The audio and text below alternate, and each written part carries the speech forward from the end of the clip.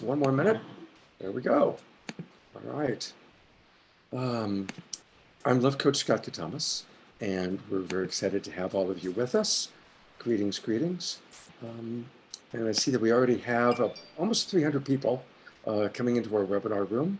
So welcome, and we're about to start the show.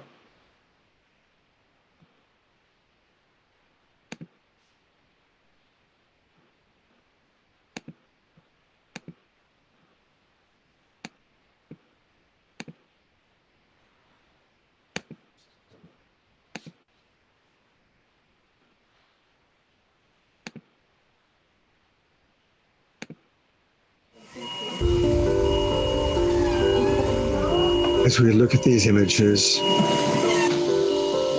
as we think about the extraordinary time in this world,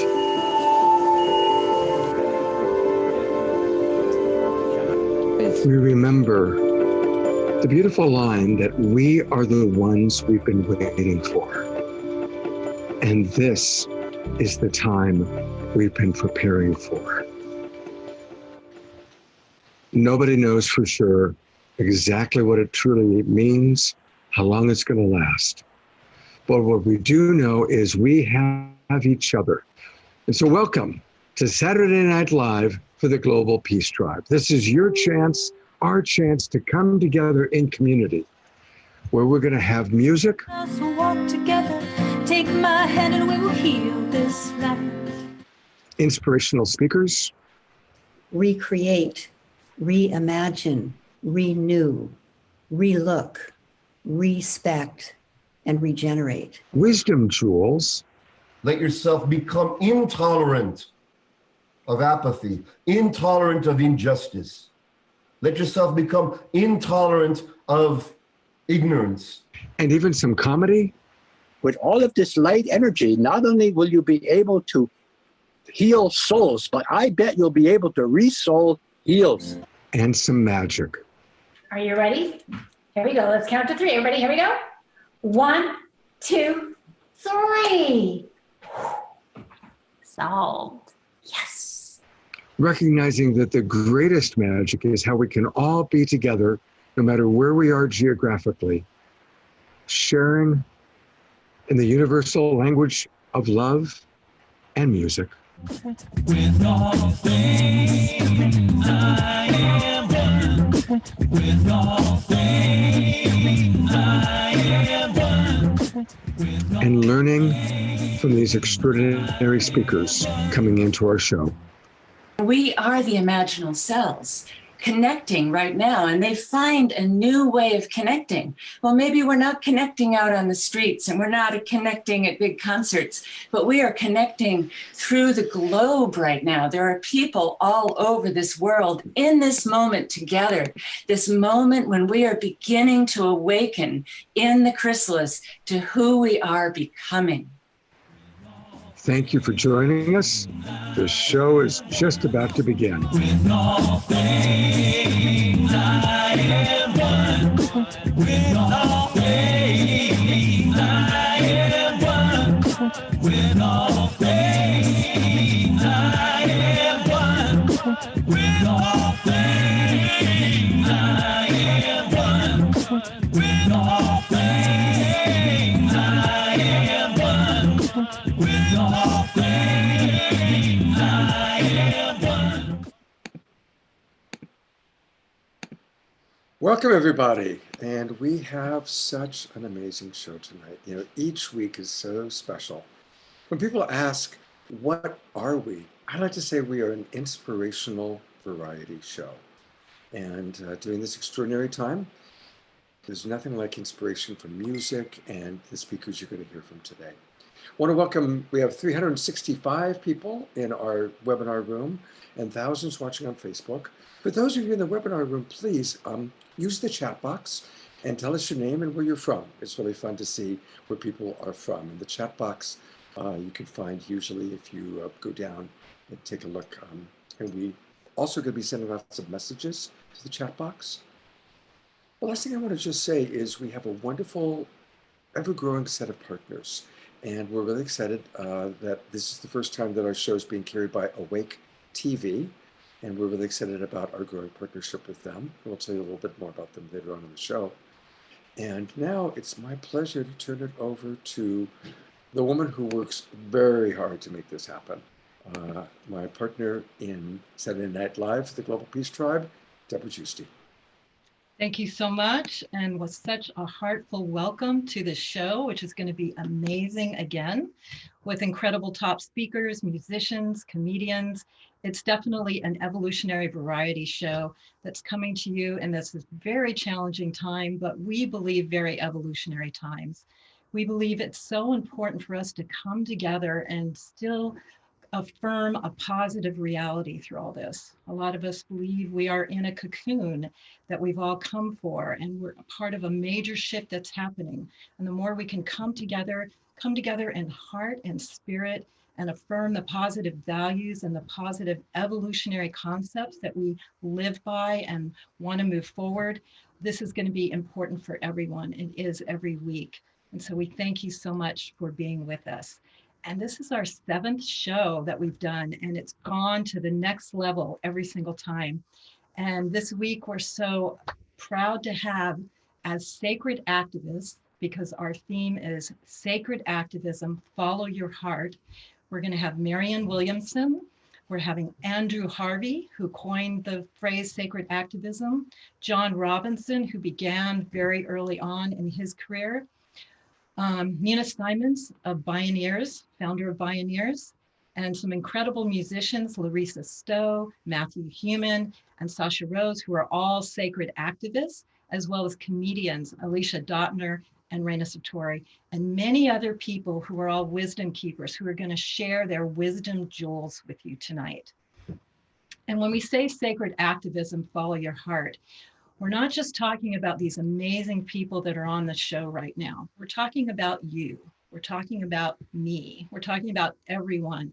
This is really the time to step up, if any other time on the planet. And sacred activism is that divine mission passion that's in your heart, that you feel you're meant to do.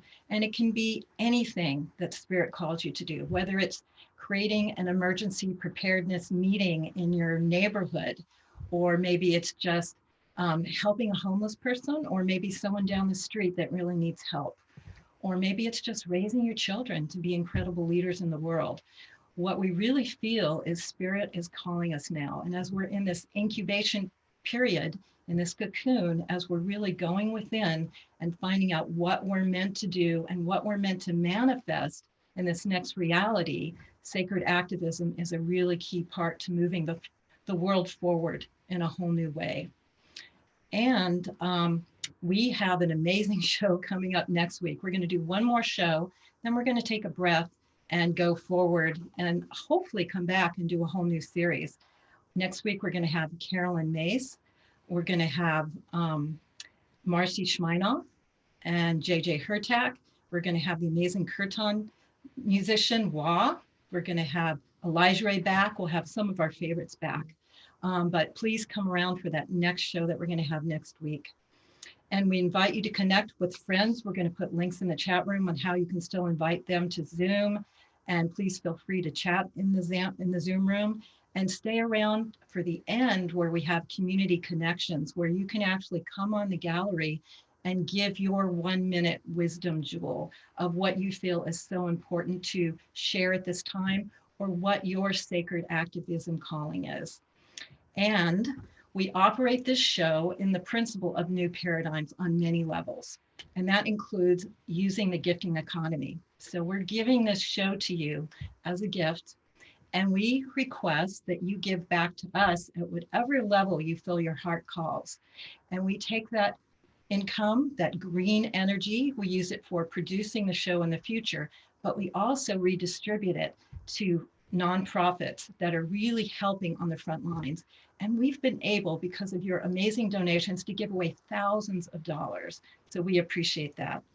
And right now, I'd like to invite my other partner, Ken Kaufman, who produces the New Living Expo every year in April. He wasn't able to do his show this year, but he's coming back in October to do an incredible show, and he's helping us produce this show for you. And he's helping us to find those nonprofits that can really help at this time to give back to us and support our community. So Ken, thank you for coming on. Thank you, Scott and Debra, and everyone who's logged on so far. It's going to be thousands of people. We so appreciate you taking the time out tonight and enjoying something different. If you haven't been with us before, you're in for a great surprise. We are so honored to have a legendary like Marianne Williamson with us. And that's when we remind everyone, she's going to be one of our keynote speakers for the show on 10/10/2020 weekend. Also with her, we're going to have Michael Beckwith and John Gray, who was on one of our shows a few weeks ago, and David Wilcock. Just going to be a great lineup. And if you want to get, just for this month's special, a 20% discount on tickets, you just put in NLE20 in our Eventbrite link on our ticket page, and you'll get 20% off any ticket of any kind throughout the end of this month. And my share about activism is that I'm thinking that every healthcare worker on the front line is in their own right a healthcare worker. I mean, in an activist, because they're taking their risk of their lives like activists do. And they're just making such a great, I mean, they're saving lots of lives and doing some great work. So that's my part. And we'll be back to talk about more nonprofits later on. Thank you. All right. Thank you, Ken. All right. So let's get the show going. And we always like to start with music. And I'm really excited about who we have with us.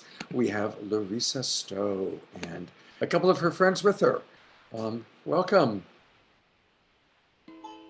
Hello. Hello, Scott. Hello, everyone. We're so grateful to be here with you and to be a part of this show that's about sacred activism. And for me, sacred activism means that we are for something that we care about, that it's about love, and it's about really standing up for what we passionately care about in life, rather than being against something. So it's about raising our vibration and reaching out our hands and sharing our hearts.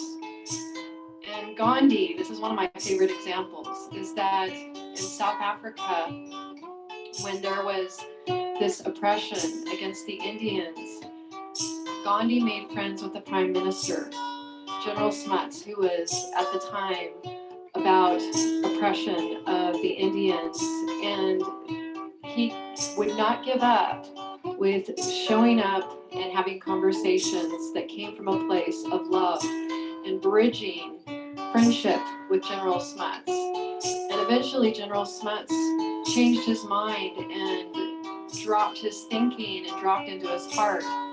And when he was asked how Gandhi changed his mind, he said, he didn't change my mind, he changed my heart. And that's what I think of as sacred activism. It's heart work, it's love work. And in that, we sing, I need my mic. The Peacemakers, Give Vent His Mic. Tap on our hearts.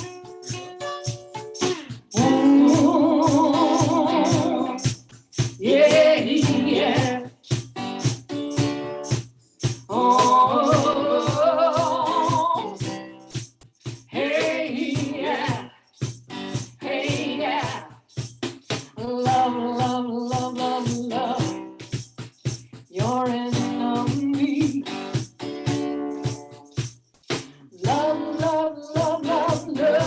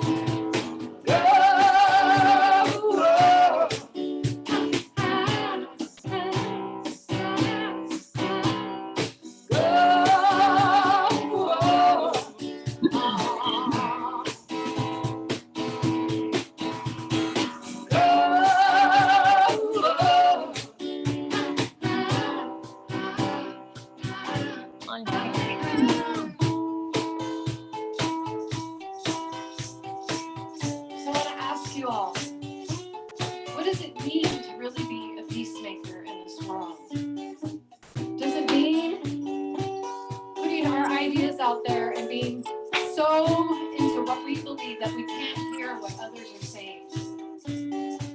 Or does it mean that we can become even more curious, like filled with wonder, trying to understand, trying to connect and understand someone else's suffering or their pain?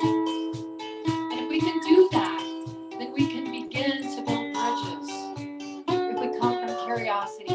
And if we do that, then together we are evolving consciousness. And it goes like this. Love, love, love, love, love, till there is no end of me. Yeah, yeah, yeah. Love, love, love, love, love, till there is no end of me. Yeah, yeah, yeah. Do good, good, good, good, good, till goodness becomes you. Do good, good, good, good, good, till goodness becomes you. Yeah? Yeah. Yeah? Yeah. We shall be the peacemakers. We shall be the peacemakers. We shall become. We shall become the children of love. The children of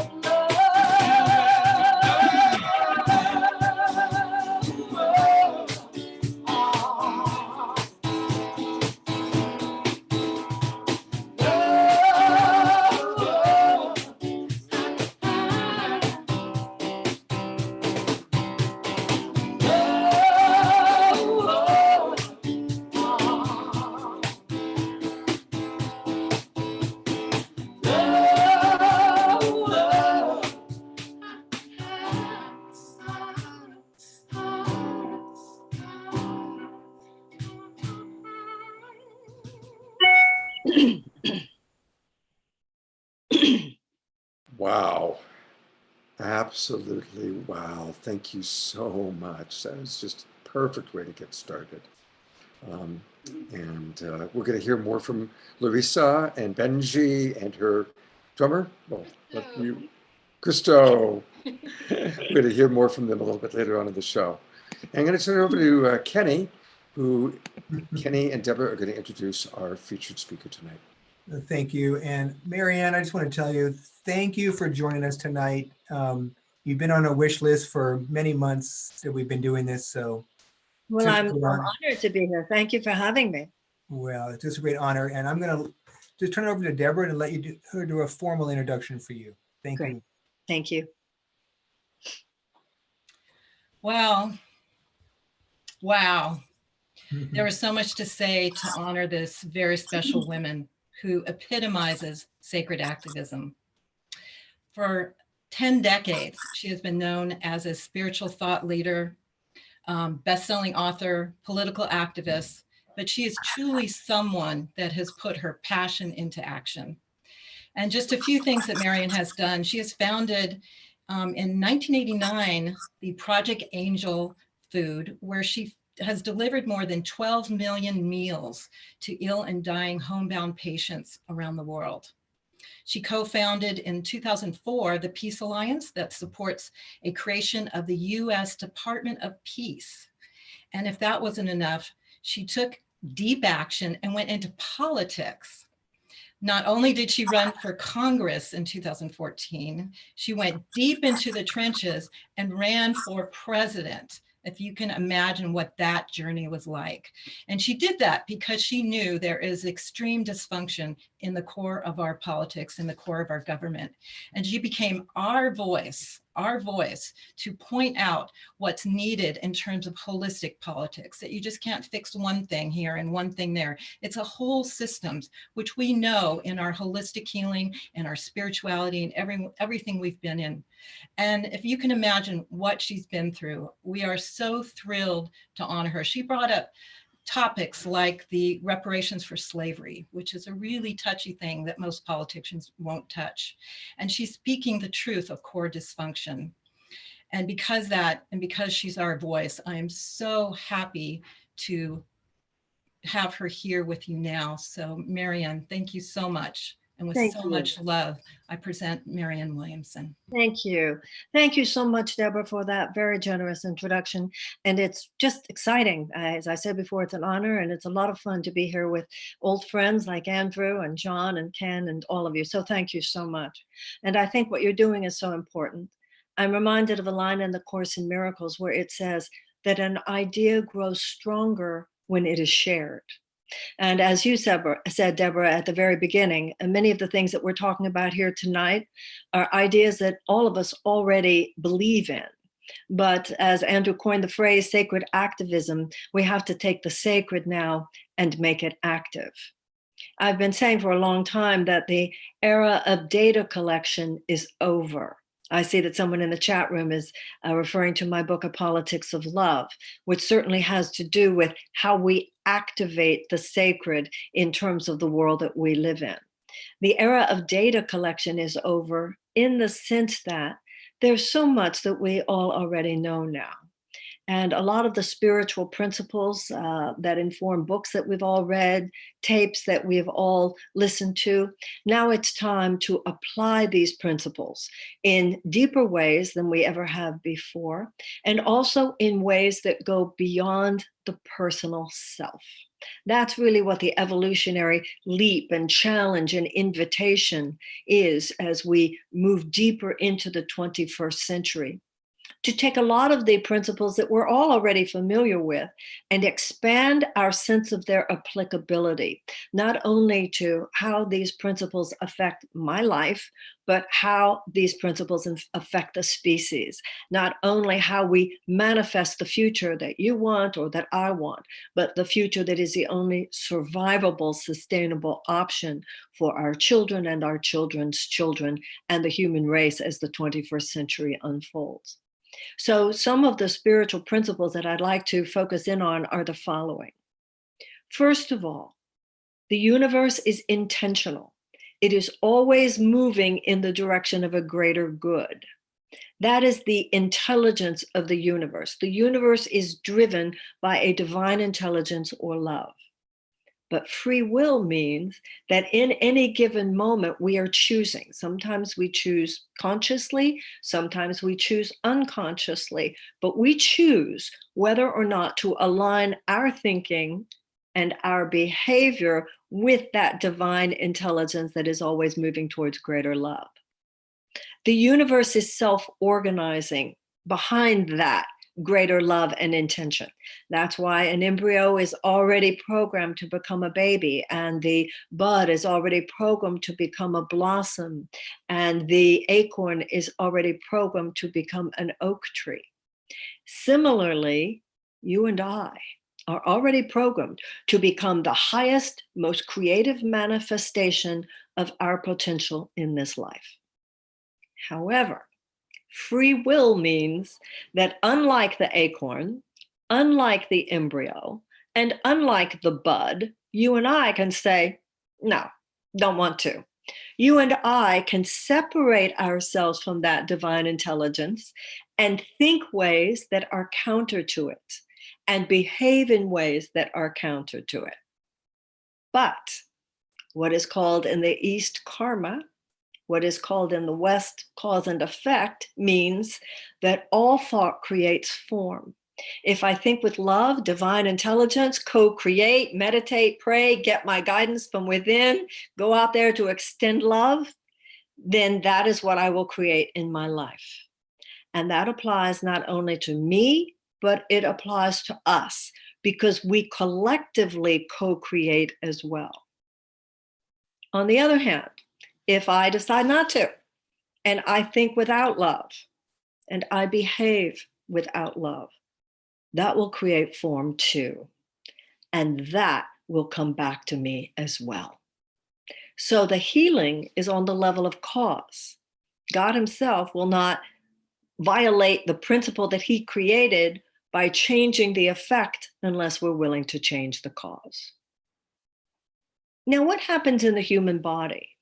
To me, this is such a profound representation of this principle. Every cell in the body is guided by natural intelligence. Every cell in the body is guided to its full actualization, and within its full actualization, it is assigned. Some cells are assigned to the lungs. Some cells are assigned to the bones. Some cells are assigned to the heart. Some cells are assigned to the pancreas. But wherever the cell is assigned, it then collaborates with other cells, and together they serve the healthy functioning of the organ and the organism of which they're part. But every once in a while, for reasons that scientists understand to some extent, don't understand to some other extent, every once in a while, a cell disconnects from its natural intelligence, disconnects from that collaborative matrix that forms a healthy body, and instead goes off to do its own thing. Now, what do you call that? When a cell disconnects from its natural intelligence and goes off to build its own kingdom and bring other cells around it that are basically as disconnected from their natural intelligence as is the first one. That's called cancer. It's a malignancy. That is not only a malignancy, that separation from the collaborative nature of the divine order of things is not only a malignancy in the body, it is also a malignancy in consciousness. And that is what has happened to the human race. We have been infected by a malignant consciousness, and that malignancy is a thought. And that thought is, it's all about me. And so we have forgotten that as a human race, our natural intelligence flowing through us leads us to work together. None of us could have done this show tonight by ourselves. It's the collaboration that makes this show what it can be, not only in terms of Debra and Scott and all those who produced it, but also in terms of all those coming together to listen and to participate. That malignancy of consciousness, where all of us are separate, doing our own thing, rather than collaborating to create the healthy functioning of that which is bigger than any of us, that is where we stand as a human race right now. And that is our decision, which must be made. Everything that is happening right now with this pandemic, we don't know if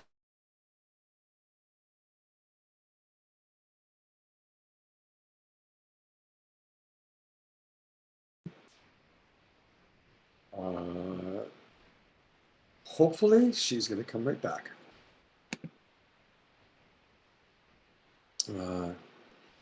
One of the things that we never quite know is going to happen is when there's going to be a technical issue. And so it appears that where Marianne is or was, she just got knocked off. But hopefully she's going to come right back.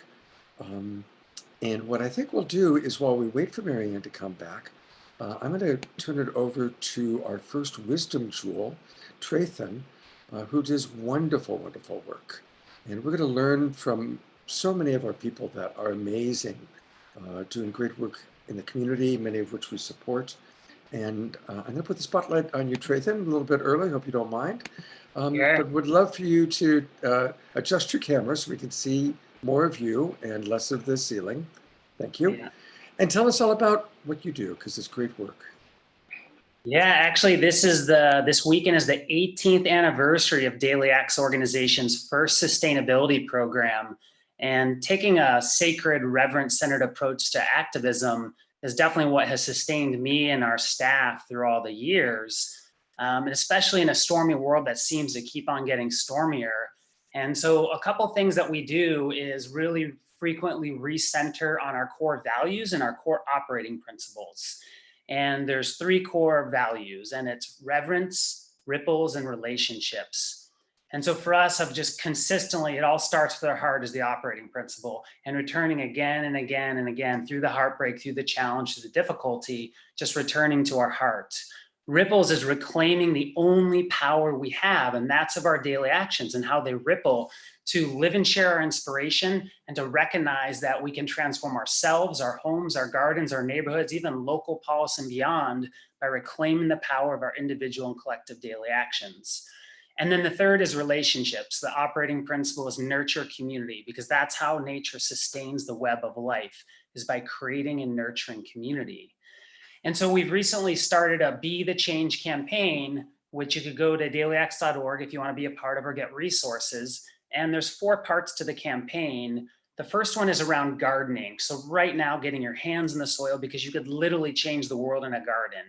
And then the second one is going to be around personal ecology and self-care, very much the sacred activism tonight.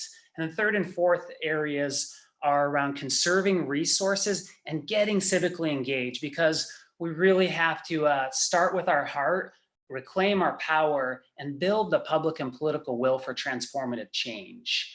And so, I'll just close briefly with some words from Clarissa Pinkolay's Estes that I found about 18 years ago when I started Daily X. And she said, ours is not the task to change the entire world at once, but to stretch out and mend the part that is within our reach. Because when we find and share our light, something that affect, and we inspire others to do the same, that's how we catch light in ourselves and help other people catch light too. And that's how we could affect positive change in a stormy world. So thank you all so much. It's great to be here. Thank you very much. And I'm actually going to put up a slide real quick that shows a little bit. And Trathan, tell us about these steps and how people can be more involved in Daily X. Sure, we have a lot of resources right now around growing gardens, from a windowsill to a balcony to a permaculture food forest that's sequestering carbon and growing food, medicine, and wonder.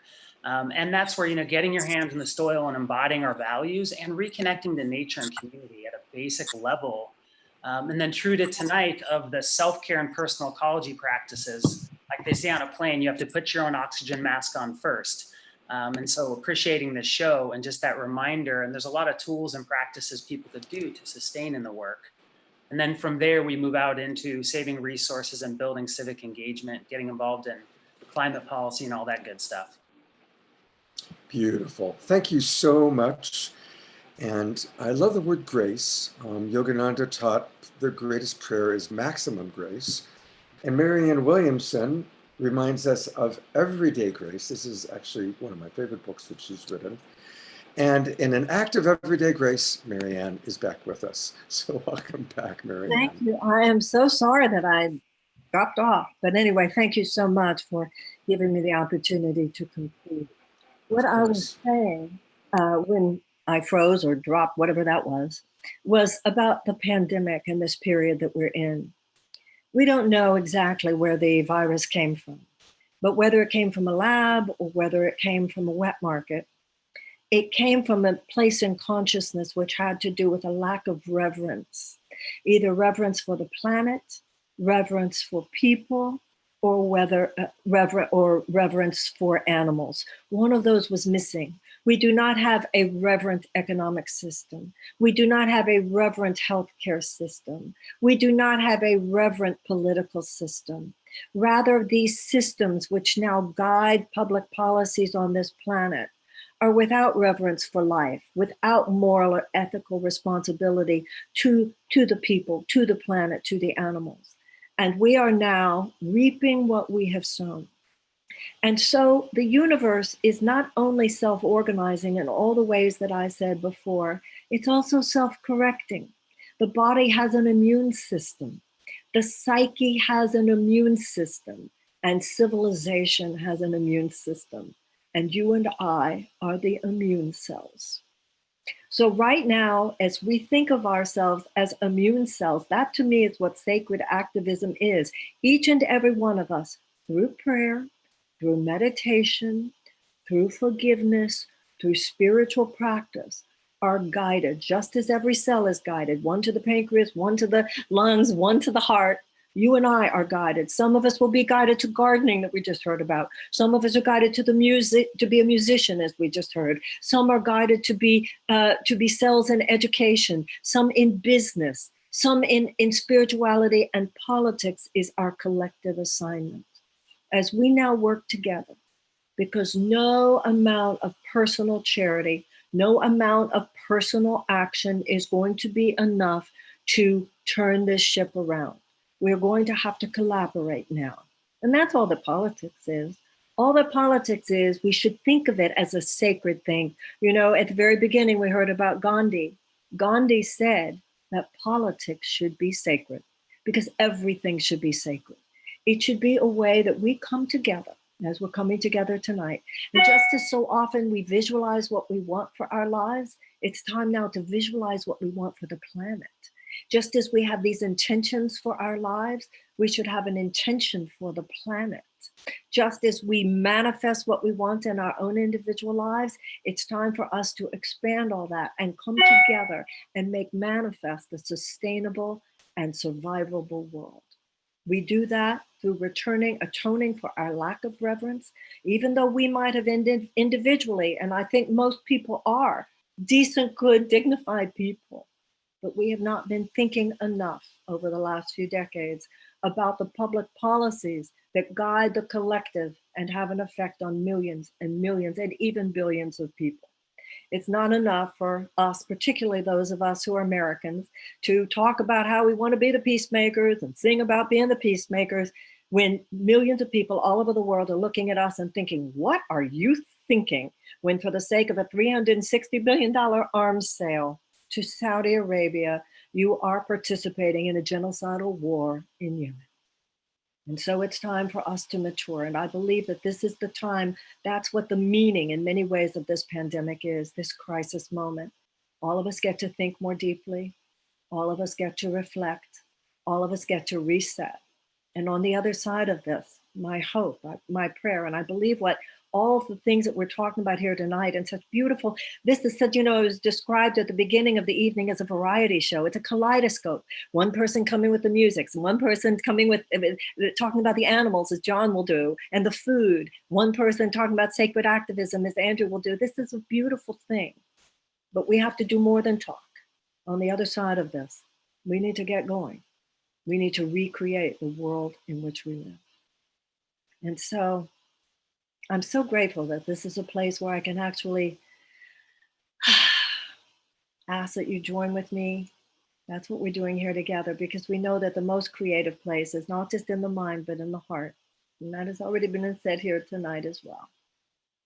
And so let's all take a deep breath and close our eyes. And see in the middle of our mind a little ball of golden light.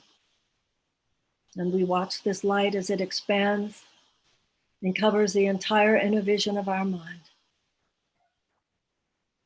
And into this golden light we step, standing in the presence and before the power of the great creator of all things. We atone in our hearts, not only on our own behalf, but on behalf of our nations and our world, for our lack of love. And in this moment, we are ready to begin again. And we pray for a great wave of forgiveness and purification to come upon all our minds and all our hearts. As we now gaze into a different and possible future in which all are fed, all are nurtured, and all are loved. And we dedicate ourselves to that vision, to that possibility, to that reality. We pray to be used in our own ways assigned, that our hands, our feet, our steps, our actions, our thoughts, all that we have and all that we are might be used for a great rebirth. It is for this that we were born. It is for this and to this that we dedicate the rest of our lives. And so it is. Amen. Thank you so much. It was an honor to be with you. Thank you. Thank you so much, Marianne. Much love to you. God bless you. So many comments coming in. People just so inspired. Thank you. Thank you. Thank you very much. We, as we saw, we want to present her everyday challenge. That's right. Got that PDF? Yeah, I've got it right here. Thanks for reminding me. Yeah, Marianne is still on it, sharing so much with the world. She's going to start a free 21-day challenge. And these are daily exercises, 4 downloadable meditations, 2 live Zoom calls with Marianne, and a private online forum for other participants in the challenge. And you'll learn how to integrate key spiritual principles into your daily life so they become just beautiful abstractions, but really tools for actually transforming our lives. And as Marianne said, this is a wonderful show, but it's not just about talk or being inspired. It's about action. And Marianne's also going to put on another show that we're going to promote thoroughly through my Debra Recommends and Harmony Connects towards the end of the month. So we really want to support her in continuing her work because she's amazing. And thank you so much, Marianne, for that incredible transmission and spiritual activation that you shared with us. Thank you. We are going to see if Matthew Heunen is able to get his internet working. We're excited about having Matthew as a musician with us. So Matthew, if you can hear me, could you please turn on your camera and let us know if your internet is working well? Because we did a sound check prior and he was having a little bit of an internet challenge. So, all right, you know what? In the flow of things, Sasha Rose, if you can hear me, I'm going to ask if we could switch over and have you play your first song. And hopefully we'll hear later from Matthew and he'll be okay. So we're going to kind of mix it up a little bit. And I hope you don't mind. Yeah, thank you, Sasha. Yes, keep it fresh. So Absolutely. I wanted to just speak to sacred activism from my heart as far as what it is for me. It's very much a day-to-day,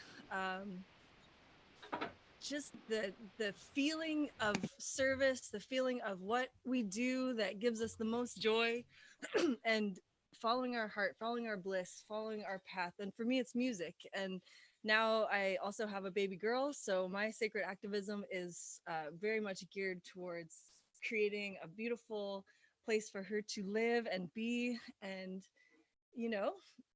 hopefully we have utopia for many, many, many generations to come. So excuse me, this song is called Time to Speak, and I hope you enjoy.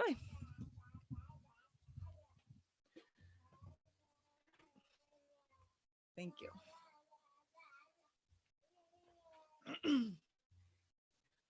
'Cause it's time to speak for one. It's time to speak for all. It is time to rally around the people who be hearing the call. It is time to speak for one. It's time to speak for all. It is time to rally around the people who be hearing the call.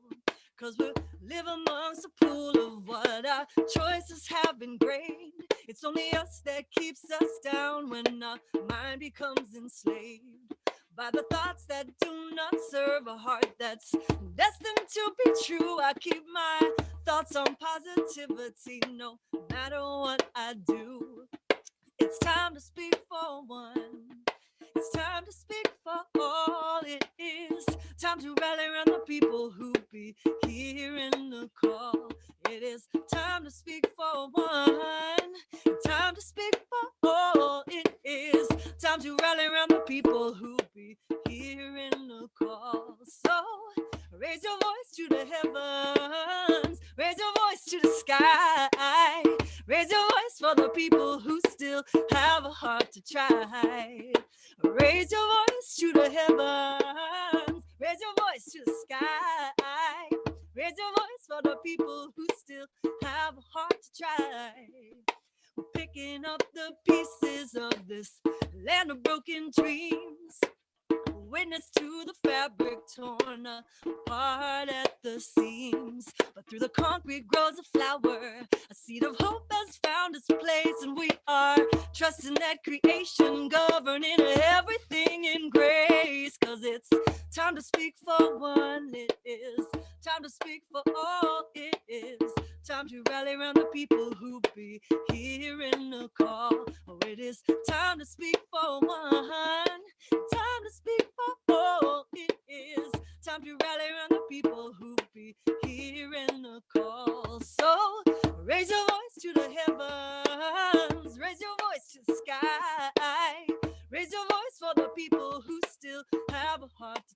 high. Cause the mind has its reasons for holding on so strong to actions and thoughts that no longer belong. But in the essence of this freedom, it burns to the ground, leaving only the ashes and the purest of sound. Cause it's time to speak for one. It's time to speak for all. It is time to rally around the people who be hearing the call like you all. Time to speak for all. It's time to speak for all. It is time to rally around the people who be hearing the call. So raise your voice to the heavens, raise your voice to the sky, raise your voice for the people who still have a heart to try. Raise your voice to the heavens, raise your voice to the sky, raise your voice for the people who still have a heart to try. Like each and every one of you. Thank you so much. Oh, thank you so much, Sasha Rose. And she'll be back for another song a little bit later in the show. Thank you, Sasha. And thank you for jumping in so quickly. I appreciate that. So we have another amazing woman to share with you, who has been an amazing sacred activist for many years.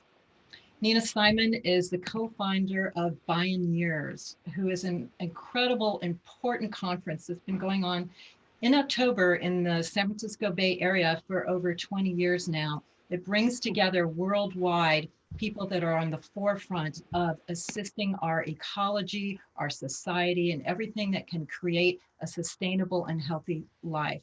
And if anyone knows what it takes to produce a conference like that, it is a huge labor of love and a huge spiritual mission calling. And not only does she do that, but she works with women. She's a social entrepreneur, passionate about the sacred restoring of the feminine masculine balance in our world. She works with Indigenous wisdom, leadership, ending racism, co-creating beloved community. And we're so happy to have her with us tonight. So I present to you Nina Simon. Thank you so much, Debra. And thank you for having me. And thank you all for your time and attention. And Sasha, your song was just beautiful. And I really want to thank Andrew Harvey for coining this phrase, because for many, many years, I didn't consider myself an activist. I thought, well, it's not my way to go out and protest and get arrested. And I thought those were the only people that I considered to be activists. And then Andrew Harvey really named this place that I have always made all the major decisions of my life from, which is the combination of heart and spirit. And so thank you, Andrew, for that. And so I guess what I wanted to say is, you know, my path has been kind of like a tree. I have had many chapters that I'm really grateful for. And I want to name some of them just because they've all been heart-informed and devotionally informed. Really, I got involved with Bioneers after helping to start a company called Seeds of Change, when I fell in love with the natural world. And for about 5 years, I served the sacred biodiversity of life on Earth. And it was one of the most spiritual paths I've ever been on. And then we started this thing called Bioneers, which Debra talked about. And it's a wonderful resource online and all over the place of podcasts and videos. And really, it's a way of lifting up the people who are co-creating the next human civilization, because we knew even 30 years ago when we started Bioneers that our civilization was in peril. We knew that the globe was warming. We knew that pollution was run amok. And we knew that if we didn't start taking a stand on behalf of the sacredness of all life and really learning from our Indigenous elders how to live in right relationship with the earth and each other, we were going to be in trouble. So we started lifting up all these people who had amazing solutions and visions. And Trathan is one of them, and Melanie DeMore, who you'll hear from later. And so I've had the great good fortune to help create platforms for amazing people like all of you. And really what I've come to believe is, as Marianne said, I do believe we were all born for this time. I believe it's a really important time to remind ourselves that what we do inside and what we do outside are intimately connected. And I believe that this COVID-19 pandemic is a huge opportunity for a reset and for a review and for really checking in with ourselves about what do we most love and what are we most devoted to, and how can we bring ourselves to serving that? Because actually, I think we're in a moment where all life on Earth is dependent on us, and where we as a human species have the opportunity to decolonize our minds and our belief systems from a bunch of stuff that we've inherited that we didn't choose, and free ourselves to really be the co-creators of this next world that's coming into form. And it needs to be regenerative, but it's a huge opportunity to reinvent everything about human civilization, from our economy to our politics, from our racial dynamics to our intergenerational ones and our sexual ones, right? All of it is up for review, and what an amazing co-creative time that is. So as Debra said, I mean, I've traveled many paths in my life. Recently, the most sacred really was helping my mother through the end of her life. And I'm so grateful that I was able to listen to my heart and stop all my work stuff and show up for her in what was both the most painful and the most sacred passage I've yet to be through. And frankly, I share that with you because we're all in a time of loss and of suffering. And I believe that part of our challenge right now is to feel everything that's going on and to keep noticing what makes our flame grow brighter and what sparks us to get involved, and to each choose action in our own ways, in our own spheres, whether they're creating arts on behalf of the new world, or being a teacher, or being a caregiver, or you know, a million other pursuits. As Rumi said, there are a million ways to kneel and kiss the ground. And I hope we all get inspired through the course of this beautiful evening to bring whatever our deepest love is and connect it with a need for reinvention in the world, and trust that the nexus of those two things is unstoppable, because we will be. Thanks all. Thank you so very, very much. We're going to put into the chat box some wonderful links and ways that you can get more information. And thank you for the wonderful work that you're doing. It's really, really valuable. Thank you. My joy and honor. Great. And is there anything in particular, you know, we always like to give people a call to action. Is there a specific call to action that you have that you'd like people to take? Well, really, I would say vote with your hands and your feet. Vote in whatever way your heart guides you and your spirit informs you. Vote in whatever way your ancestors and your dreams guide you, because the earth is ringing off the hook and we need everyone's voting now. That's all. Thank you. Thank you very much. All right. Ken, I'm going to turn it over to you for a moment to introduce and talk a little bit about one of our projects that we are supporting. Well, this week we have Sonoma Food Runners. Their mission is to alleviate hunger, prevent food waste, and basically build community.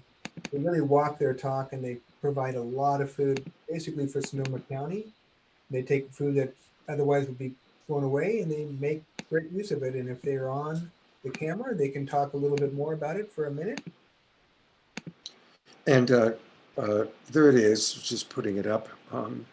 So yeah, I think, and do we have, what's the name of the fellow who is with Sonoma Food Runners? He's here. Okay, great.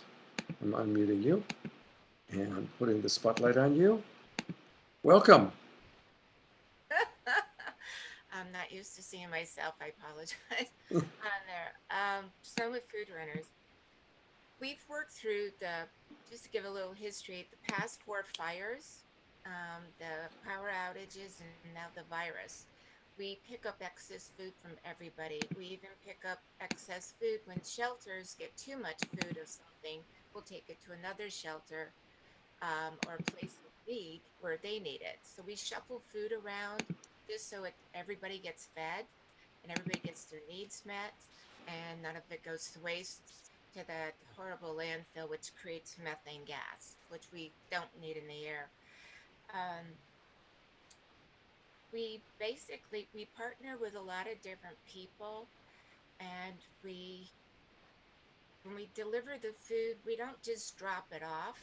We let people choose what they want. Now it's a little bit different because we have that 6-foot rule, and we stand back and they choose what they want with the food. I think the power of choosing, even when you're going through hard times, it's good. To me, it helps them respect the food and where it came from. And it also shows that they still can choose what they choose to eat. It doesn't have to be just what's given to them. They can actually still have that choice from there. Trying to think of what I wrote before, so I apologize. From there. Ken, do you still have that, what I wrote? I think you've said plenty. I think that gives people an idea of what you're doing, the great work you're doing. I think that's basically, we just want to get a little gist of what it is that Sonoma Food Runners does, and providing food for people who can't afford it. And, but you're really helping out a lot of people. And so contribution tonight will go toward your fund. So thank you for sharing. That was great. That would be great. Thank you. Thank you. All right. We're going to see if Matthew Human's internet is working. Matthew, I'm going to put the spotlight on you. And how's it going out? Where are you geographically? Hello, can you all hear me? Yes, we can. Great. I'm in Costa Rica. So Thank you so much for having me. I was going to say, I'm in the jungle, like way out in the middle of nowhere. I was an activist for, I don't know, sometimes on the front lines for some years around issues like cannabis. And then I got very strong into hemp legalization, and genetic GMO labeling was a big one. And I realized that, I felt like the best thing that I could do for the earth, I was doing the best I could, and I still wasn't happy. I was just stressed out. So one of the most important things I think we can do is be an example of how to live simply on the land and how to be more simple as humans. And so I moved out here 11 years ago to grow food and to live off the grid and to be in a small community where I walk to my neighbors. So I do these concerts from my house here on a 3G network. But really what I also love to be doing is concerts for my neighbors. So I would love to have you all join me down here. If you're interested, you can reach out to me. But I thought I would maybe do this song to start off and just remind us all that we can always just stop no matter what's going on and take a deep breath. And this is a breathe along.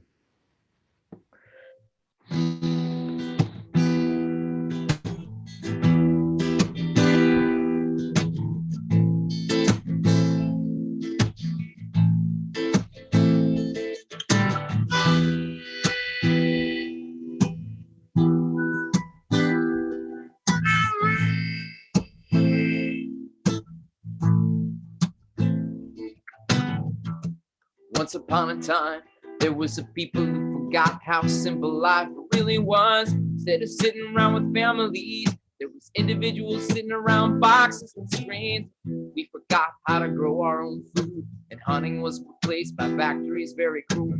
And everything seemed to be divided by plastic, made with petrochemical oil, which was extremely toxic. And people also ran their cars on that oil, which polluted the air and the water and the soil. But the ones who benefited didn't care about the earth. They were only interested in how much the oil was worth. When they started running out, they started fighting for control to secure the world's supply. Petroleum was the goal, so they assembled their armies. Wars destroyed life, they hid the truth from the people, kept it out of their sight. And millions of people were betrayed by these lies. They kill each other and watch each other die. Entire cultures were destroyed before our very eyes. We just sat around and watched the fire fall from the sky. All the time we knew that it could happen to us, so we were living in fear. We were on the same bus, by invading other people. We created more enemies, but they believed that they were doing it to make themselves free. This is the world that I grew up in, so you understand my brain when it begins to spin.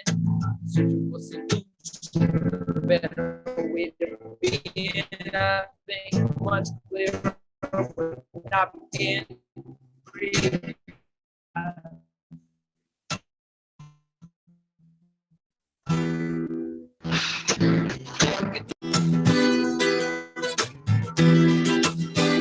It's every way. Heal my spirit, heal my body, heal my soul.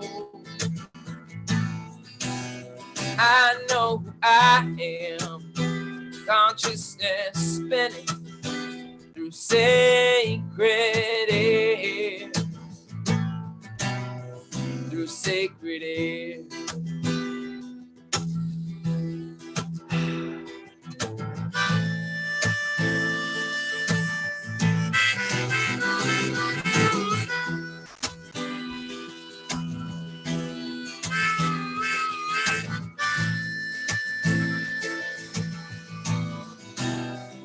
Yes, and it's time for us to believe who we are. The shamans, the healers, whatever your call is. Actualize and realize that we come here to balance these violent times. Warriors of peace, ambassadors of love, always staying centered when push comes to shove. Third eye wide open and dancing to music, accepting our powers and knowing how to use them.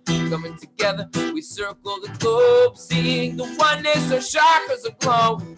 Our vibrations what we want it to be. Keep it high and we'll know how it feels to be free. All we gotta do to understand these ways is breathe real deep and enjoy each day. Work selflessly with others and we'll all survive together. Tomorrow is now and there's beautiful weather, so breathe. Breathe in the air. Take a deep breath. It's everywhere. Heal our spirits, heal our bodies, heal our souls. Oh, I know who I am. Consciousness spinning through sacred air. Through sacred air. Through sacred air. Respirar. Respirar el aire. Tome un respiro profundo. Están todos partes. Sana mi espíritu, sana mi cuerpo, sana mi alma. Yo sé quién yo soy, conciencia cerrando a sagrado aire. Through sacred air. Through sacred air. Through sacred. Through sacred air.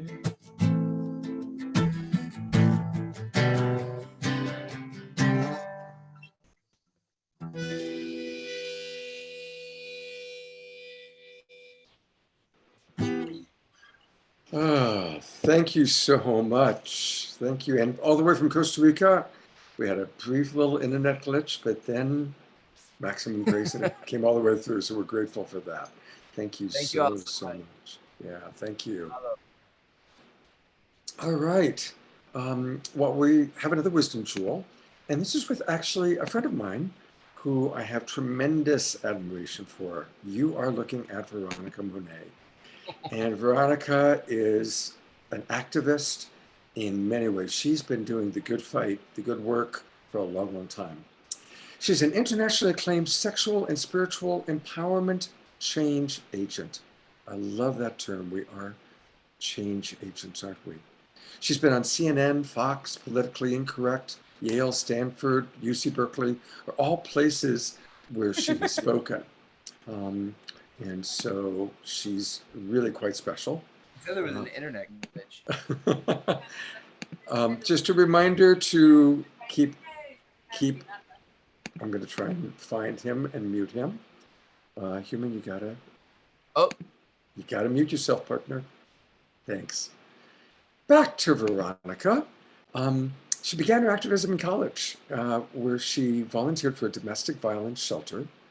And since then, she's been a really vocal and often highly visible spokesperson for sex worker rights, as well as LGBTQ. Today, her activism includes working for John and Ocean Robbins' Food Revolution Network to bring consciousness and compassion to our food choices. And we're going to be hearing from John a little bit later in the show. But right now, Veronica, thank you so much for joining us. Oh, Scott, thanks so much for having me here. It's an honor and a privilege. And I'm just grateful to be with all of you from around the globe. What a wonderful, wonderful moment this is. It's also a really trying time for all of us. And there are times as an empath, I can feel the pressure of 7.8 billion people trying to figure out what their lives are going to look like tomorrow. And also just trying to cope with today. So there's a certain amount of grief that I know, whether we're conscious of it or not, whether we're feeling directly impacted in really adverse ways, I think we're all picking up on that planetary grief right now. So, and I love the topic tonight that we're going to be talking about sacred activism.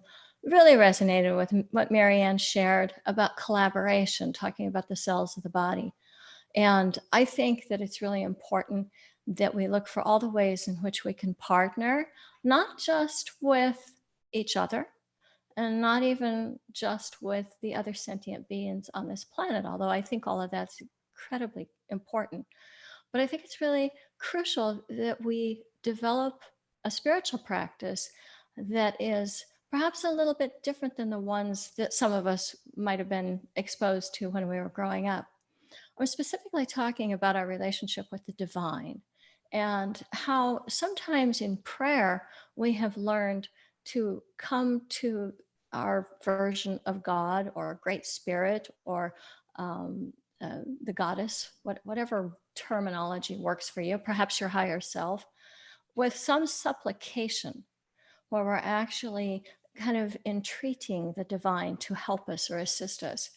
I think that energy sometimes puts us in a place where we're almost kind of begging or wishing. I think the better energy for us is to partner with the divine. So with that thought in mind about actually being in partnership with the divine, I want to offer my favorite prayer. I find that the Serenity Prayer, even though it's been around for quite some time, really speaks to this idea of partnership. And what I mean when I partner with the divine, I'm not only looking for guidance when I go to prayer, I'm also looking to let go, because I don't actually have control over the outcomes. And if I can inhabit that space of letting go, I actually can oftentimes realize better results. And I have more longevity towards my activism because I am not getting bitter or attached or frustrated. I just keep going, keep bringing my best self. So I would love to invite all of you to say the Serenity Prayer with me right now. And it does use the word God. I'm going to use the word God because I've gotten comfortable with the term. I didn't used to be comfortable with it when I was much younger, but feel free to insert whatever word works for you. So I just want to say that now. God, grant me the serenity to accept the things I cannot change, the courage to change the things I can, and the wisdom to know the difference. Amen. Amen. Thank you so much, Veronica.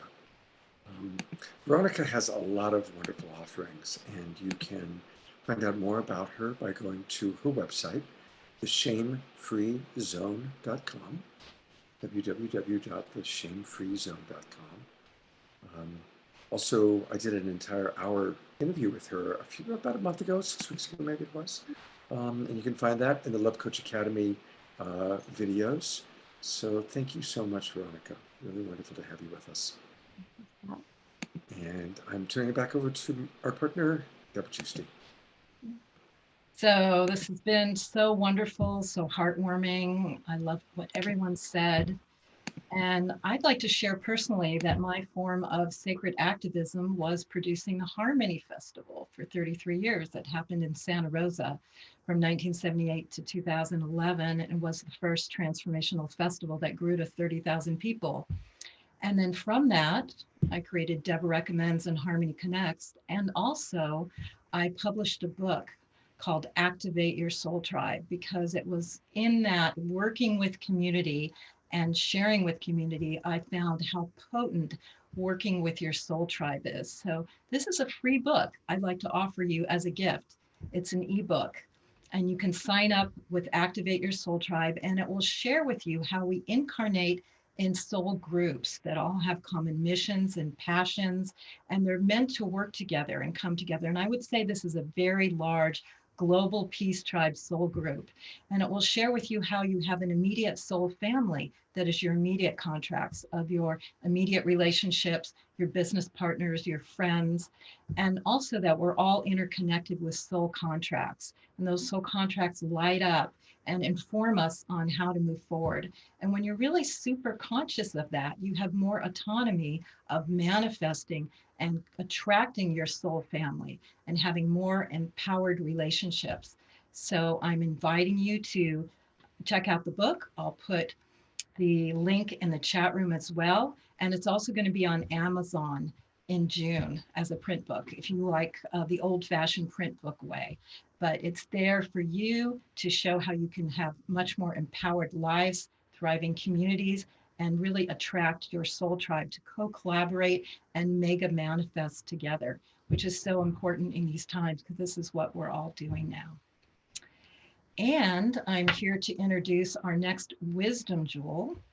And this is one of the most important roles, I would say, as a sacred activist, maybe one that isn't recognized so much, but this woman, Sarah Paul, she has her sacred activism where she's been an entertainer, an organic food aficionado, an activist in all that way. But one of her most primary roles is being a mother.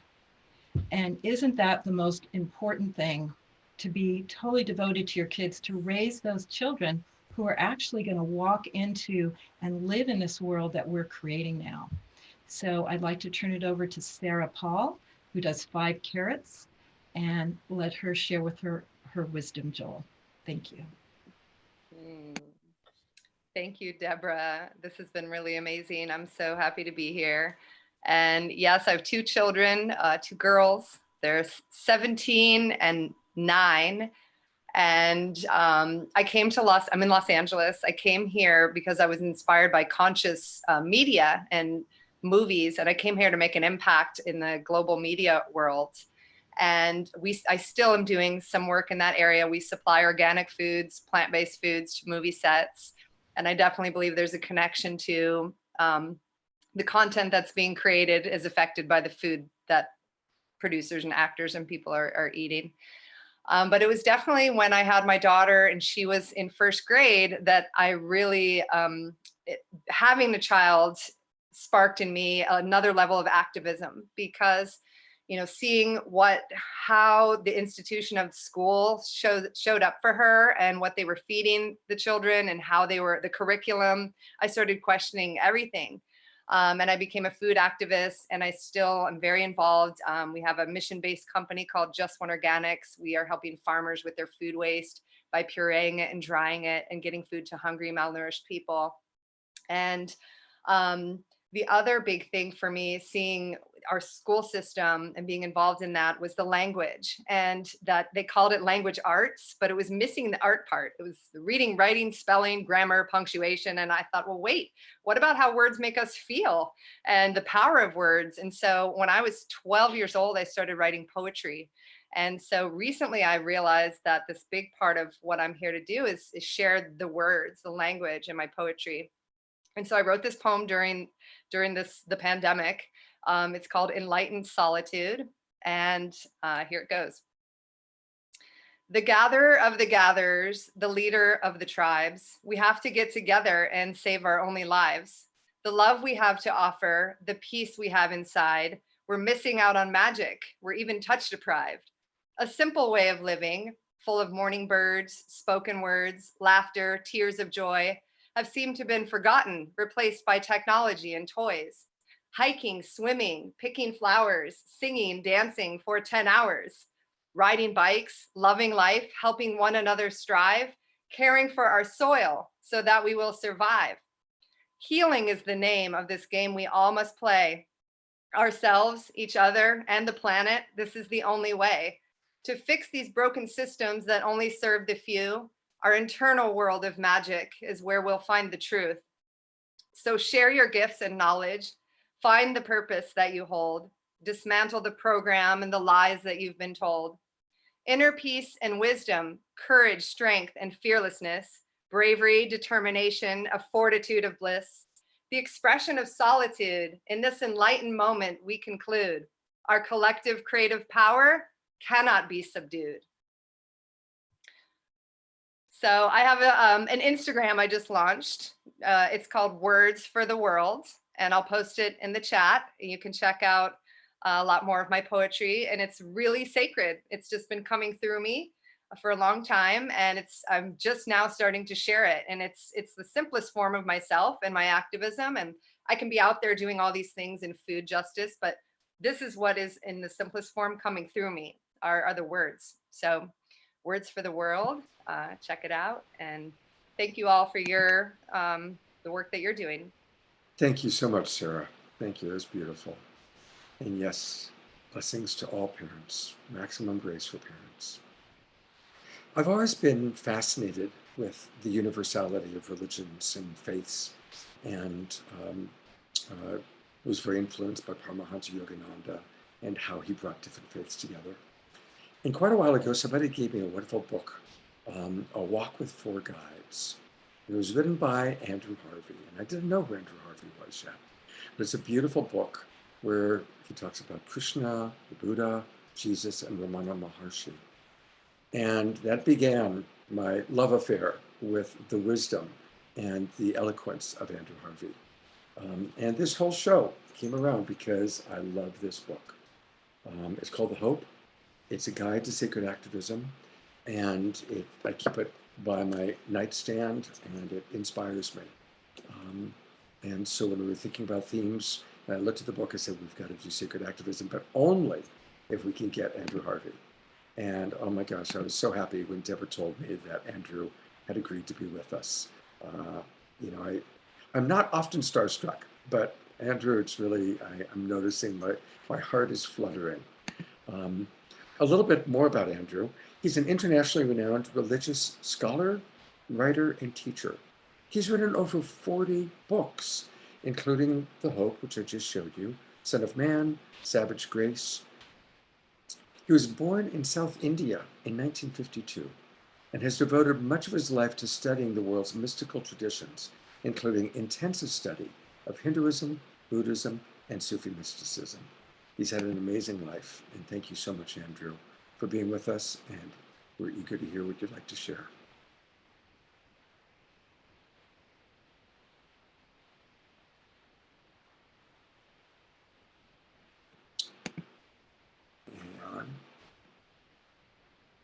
There we go. Okay, you're unmuted. I'm unmuted. Hello, everybody. I'm thrilled to be with you. I'm thrilled to be in the company of my great soul sister and beloved friend, Marianne, and my friend, Nina Simons, whose words were so clear and pure. And I'm thrilled to be in the company of such gifted musicians and poets, because as we all must now know, sacred inspiration is at the core of sacred activism.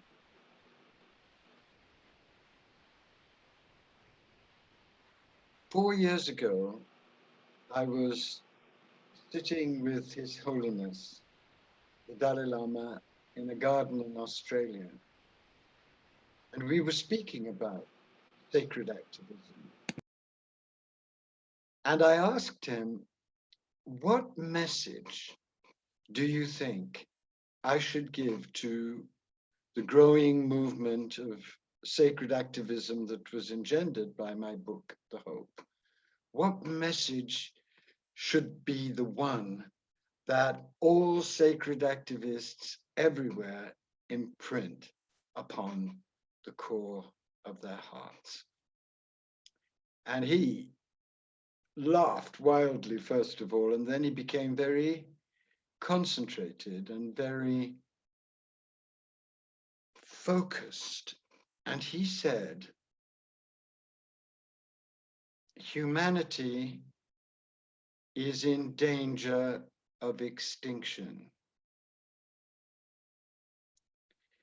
Prepare for the very worst and work tirelessly with joy and compassion for the very best.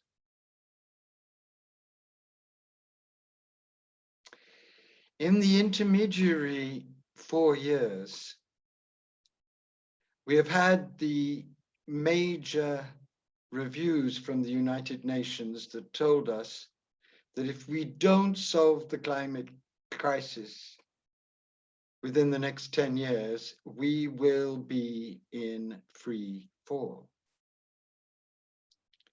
We have had also the major report that came out last year that announced that 1 million species are now on the brink of extinction. We have had the election in this country of the most depraved, corrupt, and damaging administration, which has proved a complete disaster morally, spiritually, and in every other way. And we now have erupting globally the coronavirus pandemic that, for me and for many of us, announces the great event that we have all been expecting for a very long time. The great event that signals to all those with visionary eyes to see that we are now in a massive, comprehensive, global, dark night process, on the outcome of which depends the whole human future and the future of a great deal of the natural world.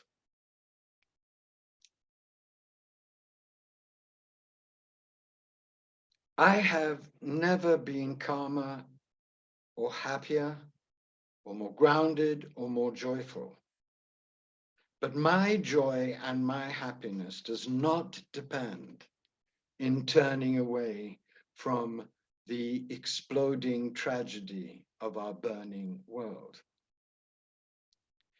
And the reason why it doesn't depend upon turning away or denying any of what's going on is that I know from my own inmost experience that the dark night is potentially not at all the end of humanity,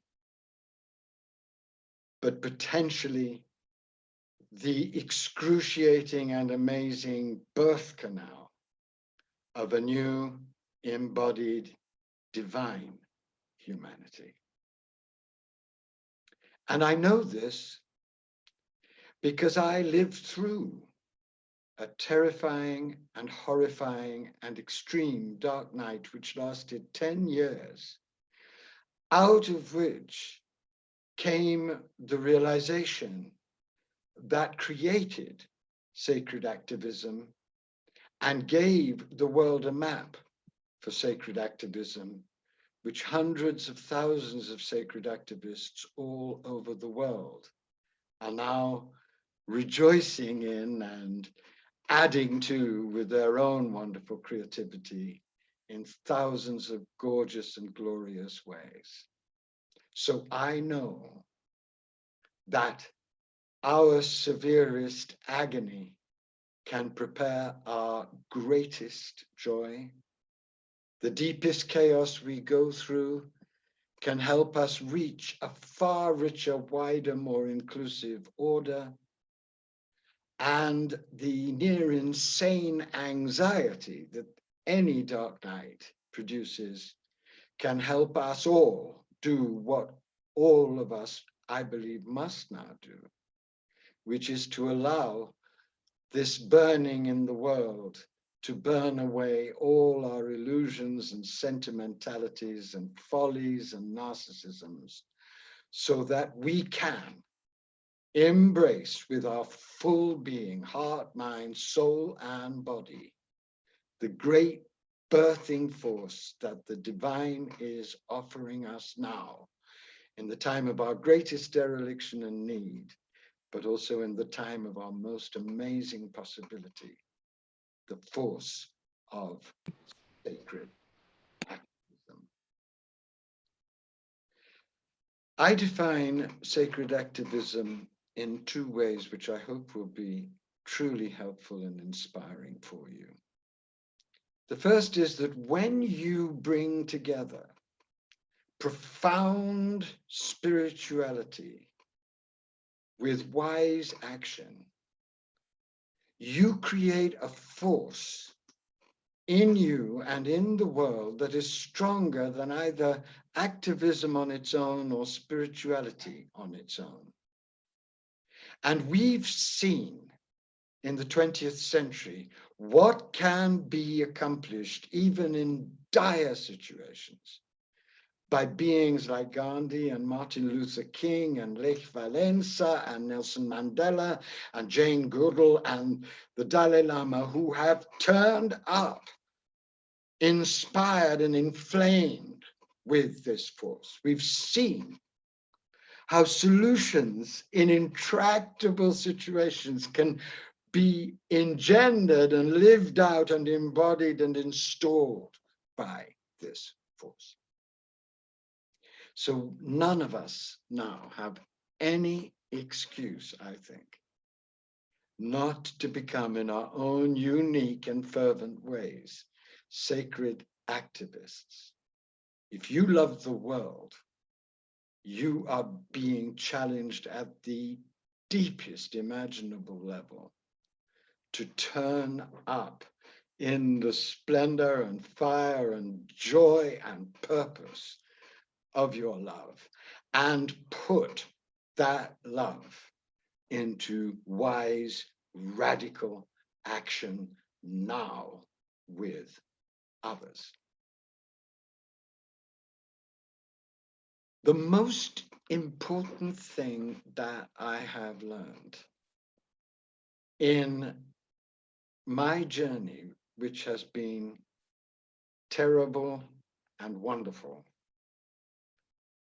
is that the only way forward is a way inspired at the deepest possible level by sacred practice and sacred inspiration.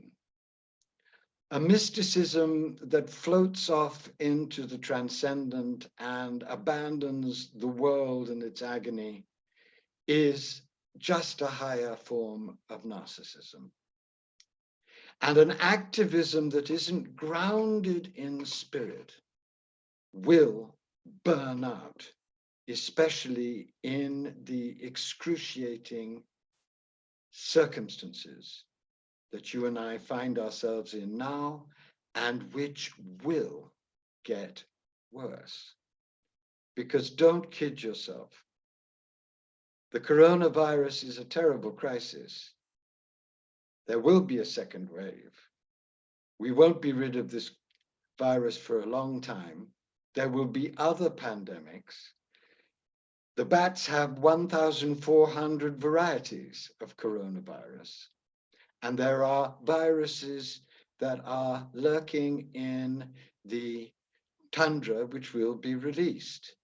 And then there is, of course, the growing crisis of climate change, of horrific inequality, and of radical spiritual impoverishment, and of the increasingly ruthless and despotic and conscienceless actions of an elite that will try and cling to power. But do not despair, and don't be afraid. Because this dark night, I have discovered, is designed perfectly to compel you and I to get very much more intense, serious, and focused about two essential things. Spiritual practice, which we all need to do more powerfully and more concentratedly, and action inspired by sacred consciousness, which all of us, if we're honest, know that we must step up 3 or 4 notches, at least, to be worthy of this vast death crisis in which we are, which could also be the birth canal for a new humanity, but only,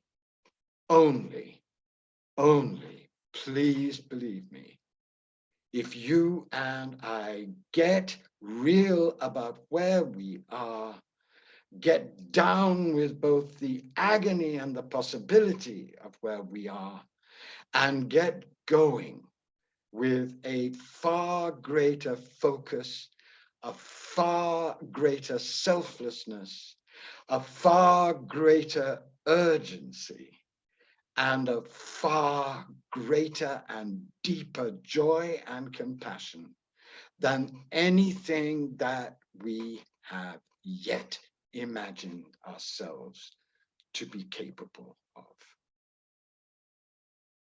You know this if you're real. I know this when I'm real. And the Dalai Lama, who is real, knows this. And his message, I repeat, is humanity is in danger of extinction. Prepare for the worst, but work tirelessly with compassion and joy for the very best. I'm going to end by the poem of Rumi that I have on my fridge, which gives me courage and chutzpah and ecstasy and fearlessness every day, in the hope that it will inspire you, whom I love and honor and challenge and beg to get real, get down, and get going. The greatness of my body can only become wine after the winemaker tramples me. I surrender my body like grapes to his trampling, so my inmost heart can blaze and dance with joy And although the grapes go on sobbing blood and screaming, I cannot bear any more anguish, I cannot bear any more cruelty, the trampler stuffs cotton in his ears and says, it is I who am the master of this work. You can deny me if you want. You have every excuse. But when, through my passion, you reach perfection, you will never be done praising my name. Go through the dark night nobly, feel it all, choose your mission, pursue it fearlessly and sincerely, and that poem will come true in your blood and heart and cells, as it has come true for me. Thank you so much, Andrew. Thank you. Let's just all take a moment and take a couple of deep breaths. That was such a transmission. And I do want to also remind people that you can learn a lot more about Andrew Harvey by going to his website. He's providing beautiful, free healing resources at andrewharvey.net/healing. Andrew, thank you so much. A lot of people have asked if we can provide this recording, and we do. We provide the entire show, and we'll also edit Marianne and Andrew's clips so that people can share them. Never edit Marianne. Never edit Marianne. She is our greatest channel of divine truth. She is amazing. I worship that woman and adore her. Don't cut a word out. She is giving us the reality of the situation with her own unique brilliance. Yeah, actually what I was referencing, Andrew, is we'll edit, meaning we'll take her entire piece and your entire piece. Your dreams. It's frightening. God bless you. Thank you so much, Scott. God bless you. Good night, everyone. Good night. Thank you, Andrew. My cat is awaiting. Bless you. Thank you. All right. Well, as fate would have it, I had the opportunity to meet someone just yesterday who is an elected official. And it's so rare, so few people in our tribe enter politics. And she's an extraordinary speaker.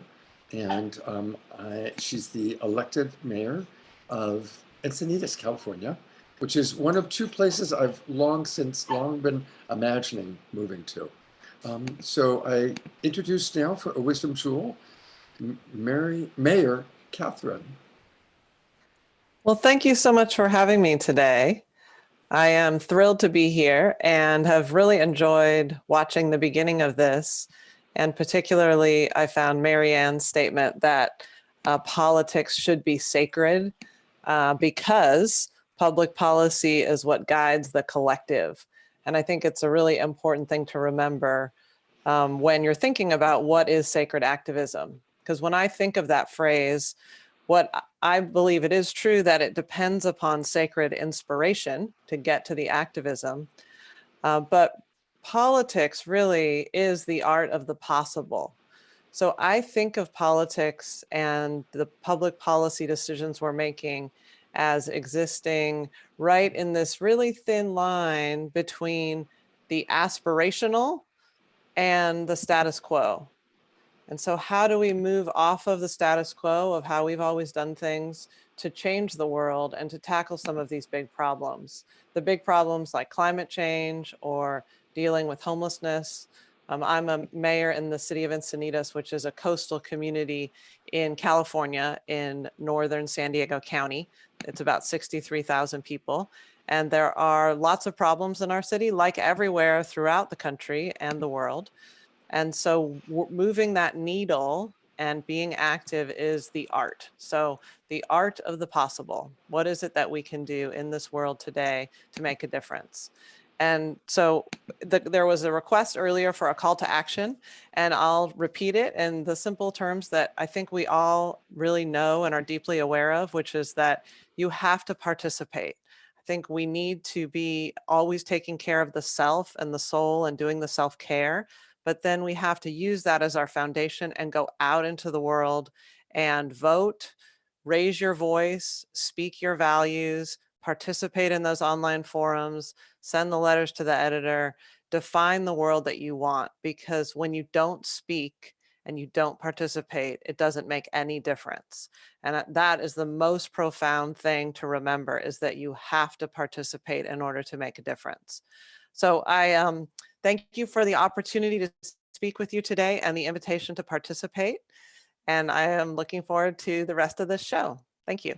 Great. Thank you so much, Catherine. Thanks for joining us on such short notice. Really wonderful.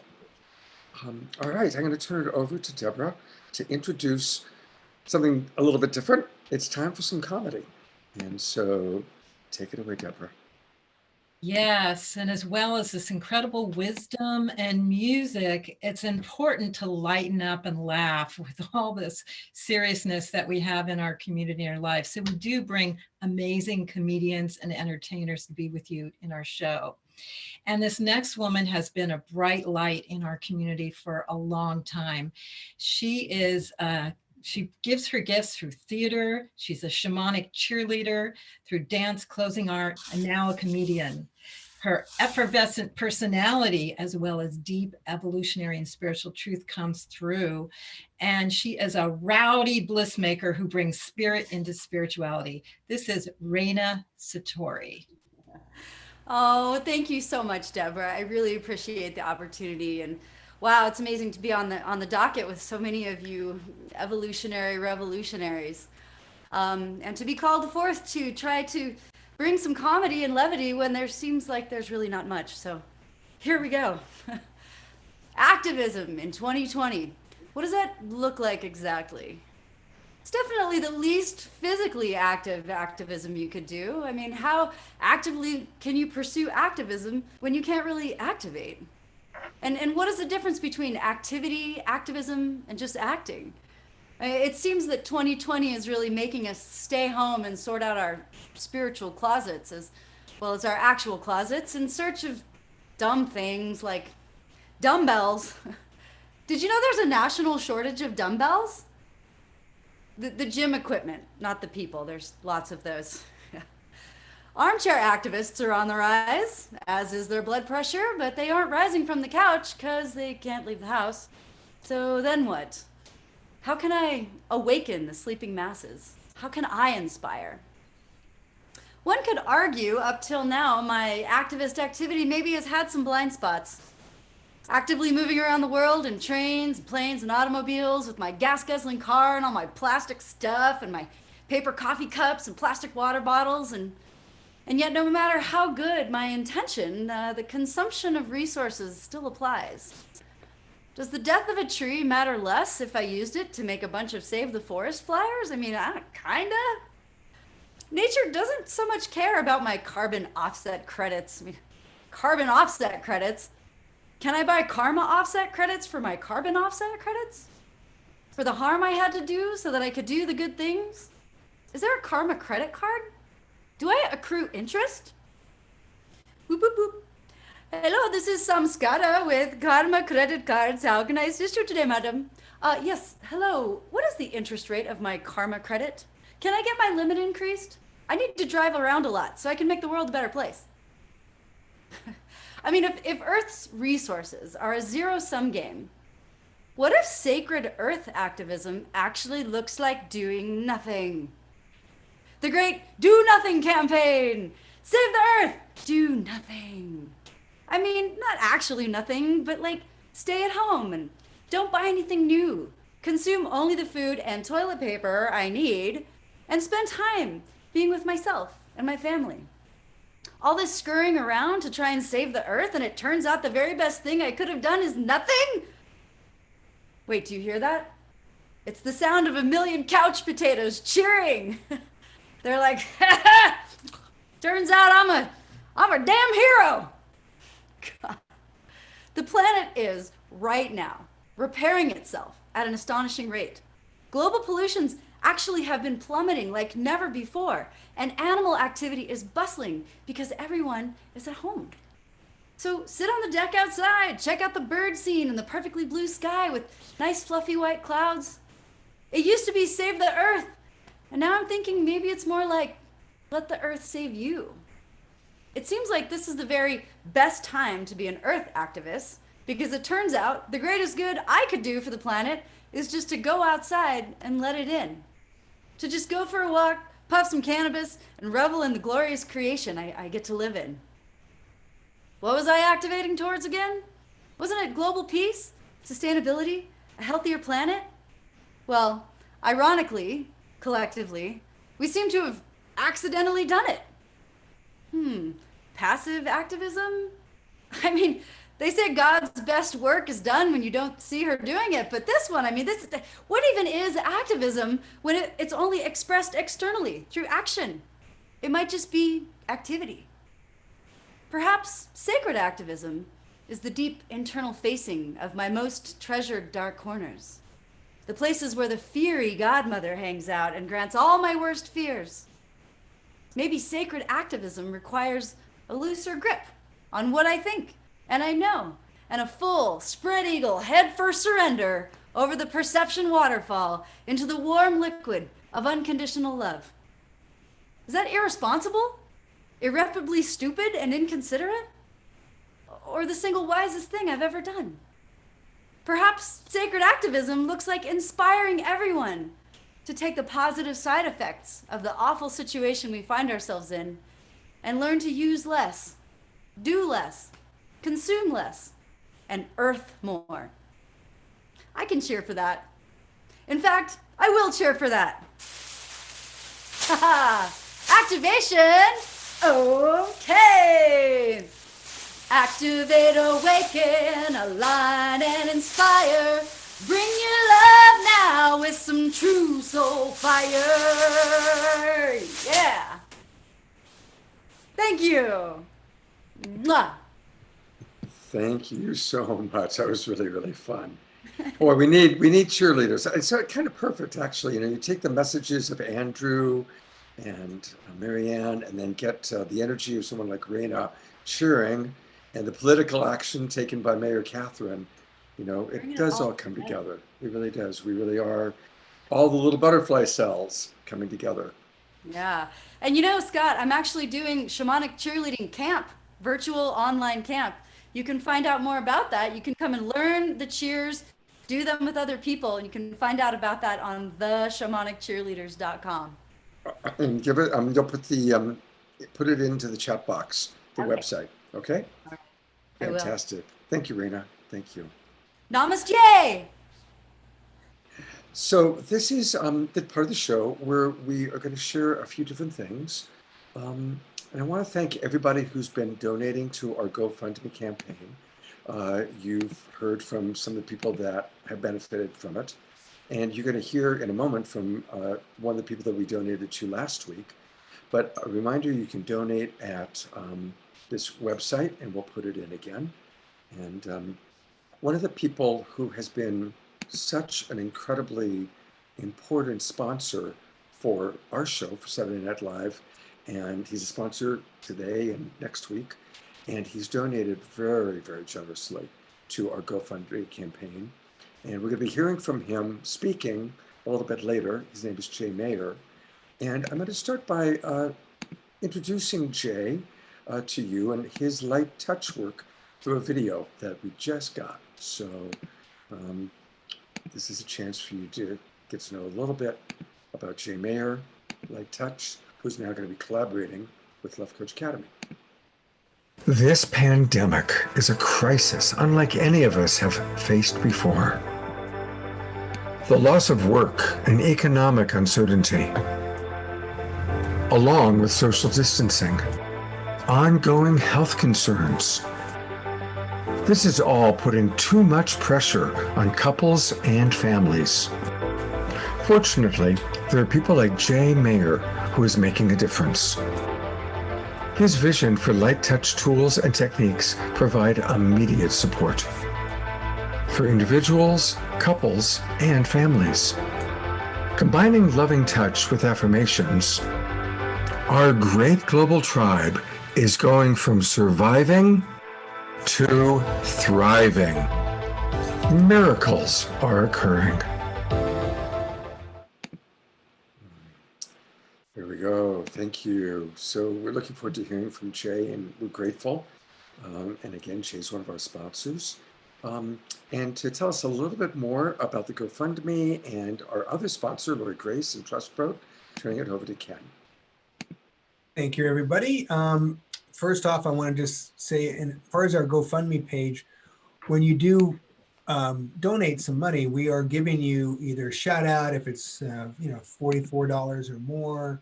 Then if you donate $77, you're going to get 2 3-day passes to the Expo in October. And then if it's $100, it's a one-on-one live coach seminar with a live coach of your choice. And then if it's a $200 donation, you get Scott Catamas himself with a 1-hour. There he is. He's going to be sharing his screen. There you go. So also we have, last week we had Meals on Wheels as one of our sponsors, and they received a $1,000 donation, and Jim couldn't make it tonight.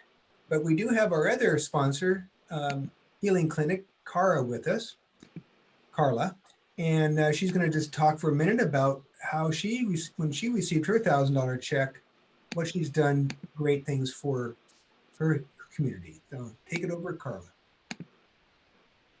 Great. Good evening. My name is Carla Maria Perez. I'm the lead coordinator of the Healing Clinic Collective, or the HCC. The HCC has a network, or we're a grassroots healing justice project based in Oakland. Our core collective is made up of healers, organizers, birth workers, and healing artists. We have a network of over 300 members, over 100 of which are holistic wellness practitioners, and the rest of which are operational volunteers. In our 7 years, we've organized our network and community to hold 17 free, first come, first serve healing clinics offering non-industrial, non-pharmaceutical, holistic wellness modalities. We focus on serving communities that are targeted by institutional discrimination, people who are least likely to access holistic natural healing, and aim to create a safe space and dignified experience for trans, gender, non-binary, and two-spirit people. Altogether, we've served over 3,000 people through our clinics, and we also run a referral service for the practitioners in our network. In response to COVID-19, and part of what we're using, the generous donations that came from the Expo for the Healing Clinic has created a special listing of our network practitioners that can offer remote sessions at this time.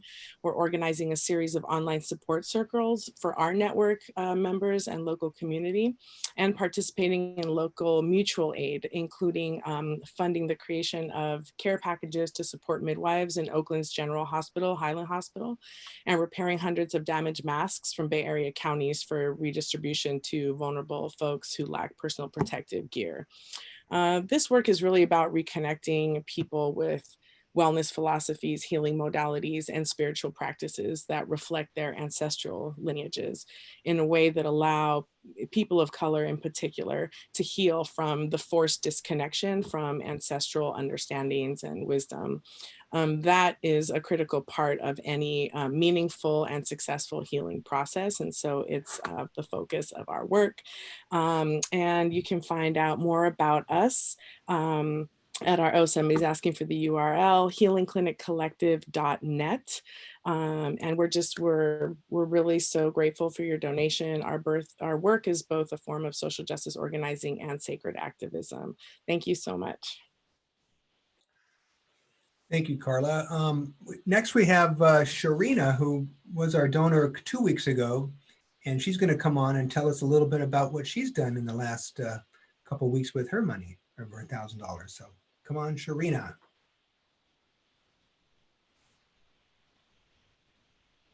Unmute. Oh my goodness, I just saw Carla on there from the Healing Clinic Collective. Brought tears to my eyes. I've been working and doing community work with Carla for the last, since 2013. So just to see her on here, just see them on here made me cry. because we've been organizing together for just that long. Um, yeah, my name is Sharina from People's Community Medics, and I am so appreciative of the donation that was given to People's Community Medics. Currently, like donating and helping out elders with every now and then I pop up and give donations of food, supplies, medical supplies to anybody that needs them at their door. So basically, if you would like to get involved with People's Community Medics, you can reach me at People's Community Medics at gmail.org, or you can reach me on Facebook at Sharina Diamond Thomas on Facebook, and you can link up with me and we can join in and link up and do first respond work in the community together. Thank you so much for the donations, and it's gonna continue to help me build and do what I've been doing here in the community for over the last 10, 15 years. Thank you. Thank you for that. And then the other sponsor the other nonprofit we have this week is trustvote.org. And that's going to be, Lori Grace is going to talk a little bit about that, but it's basically creating safer ways to vote across the US and plays a very important part in stopping election fraud. Imagine, we need more election integrity, which we've been talking about that tonight. So, you know, good on Lori for getting that going. Do you want to talk a little bit about that, Lori? Can I say a little bit about Lori? Yes, Deborah, please. I want to share that your donations now, we are using the gifting economy of this new paradigm. So the money that you're giving us now, we are going into these nonprofits. And because of your generous donations, we're able to give thousands of dollars. So this is what we can do virtually. So you can give whatever you can afford that supports us in our broadcast to give you another broadcast next week and future weeks, but also to fund these amazing nonprofits. So we thank you so much. We thank all the donations that are coming in now. And we really, this is the gifting economy where we gift you this program, and then the money comes to us and we send it back out into the community to support these organizations. And then we retain some of it so that we can put on a broadcast to you again. So we thank you so much. We have the link in the chat room, but you can also go to GoFundMe and just type in Global Peace Tribe, and that will get you into our GoFundMe account, and you just can ping whatever your heart calls to share. And I would like to announce Lori now. Lori is a really important friend in the community, and she is a true sacred activist. A lot of these activists, a lot of us don't get recognized for what we do, and we just do it from our heart.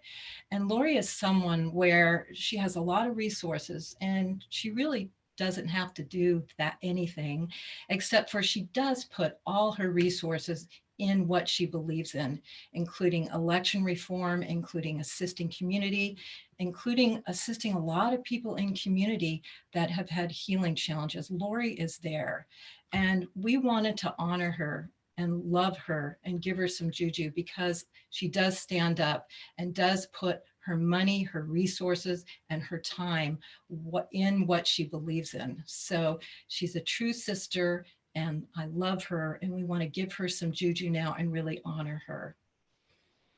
And Ken, would you like to say more, or Scott, about Lori? I've known Lori for 35 years.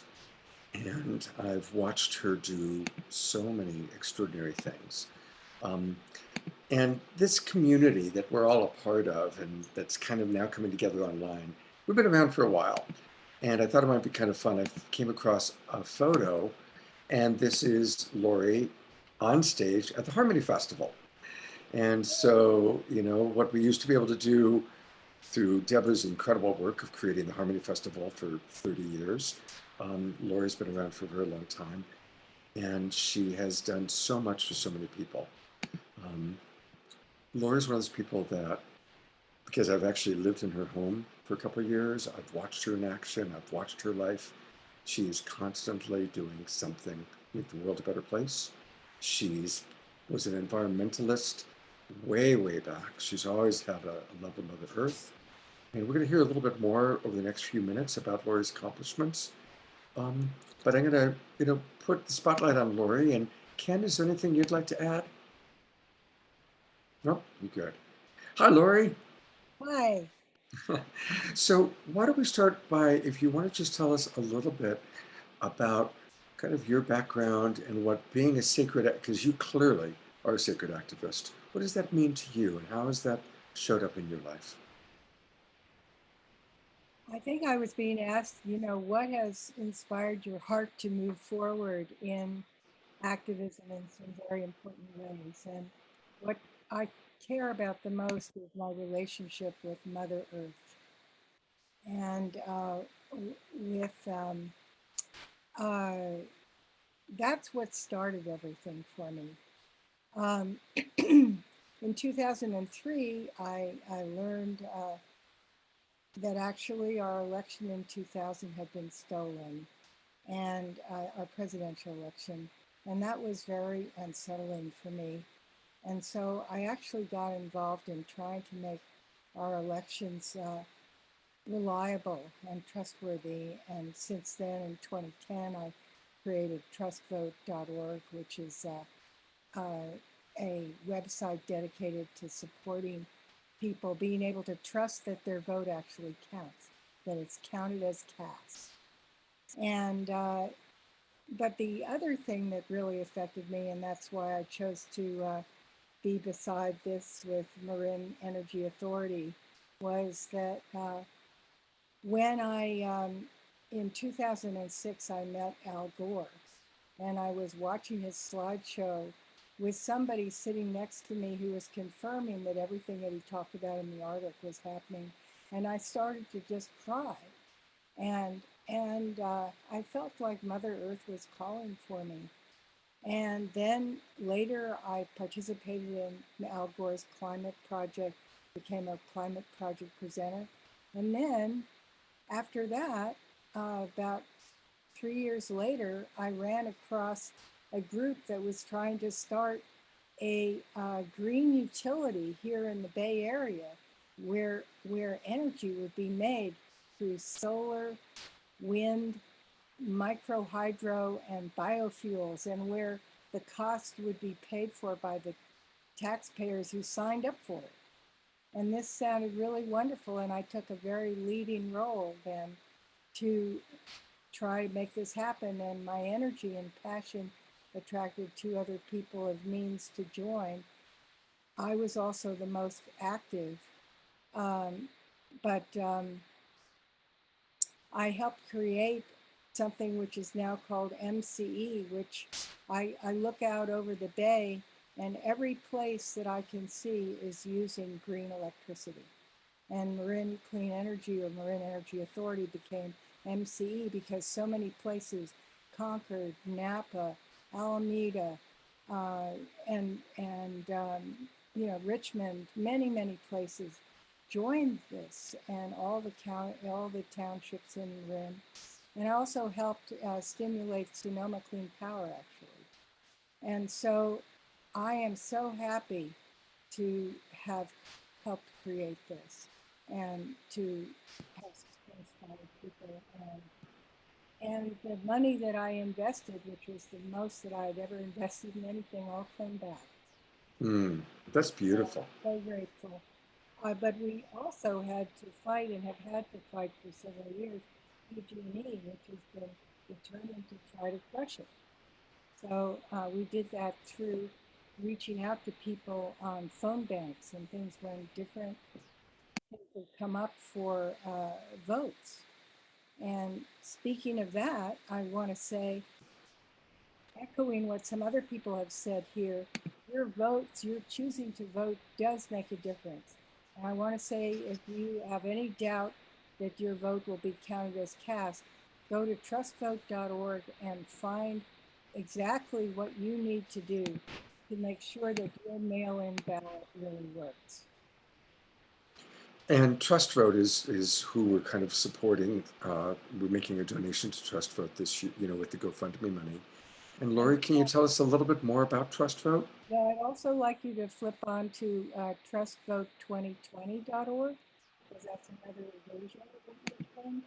And we did send it to you. Okay. I'll do my best to do that. Trustvote2020.org. Okay. That actually has a donate button on it. And it's, anyway, it's another website dedicated to supporting us trusting our vote. 44% of people in the United States choose not to vote in a presidential election because they don't believe that their vote will count.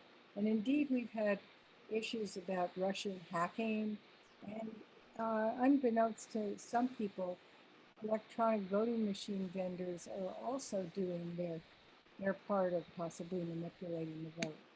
So what we want to do is really get a democracy we can trust again, a democracy that reflects the true will of the people. So I would certainly feel much happier living in a country.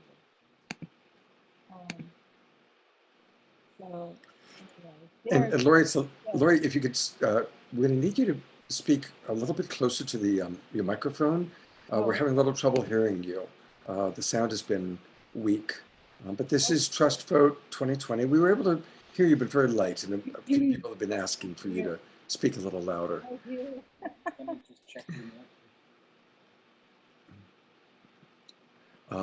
So trustvote2020.org, want to really encourage people to go there. And we want to just really acknowledge that Lori has been on the front lines for so long. And that's why we wanted to honor her today. And again, I'm going to pull up a little bit more, which tells you a little bit about Trust Vote. So again, there's trustvote.org and trustvote2020.org.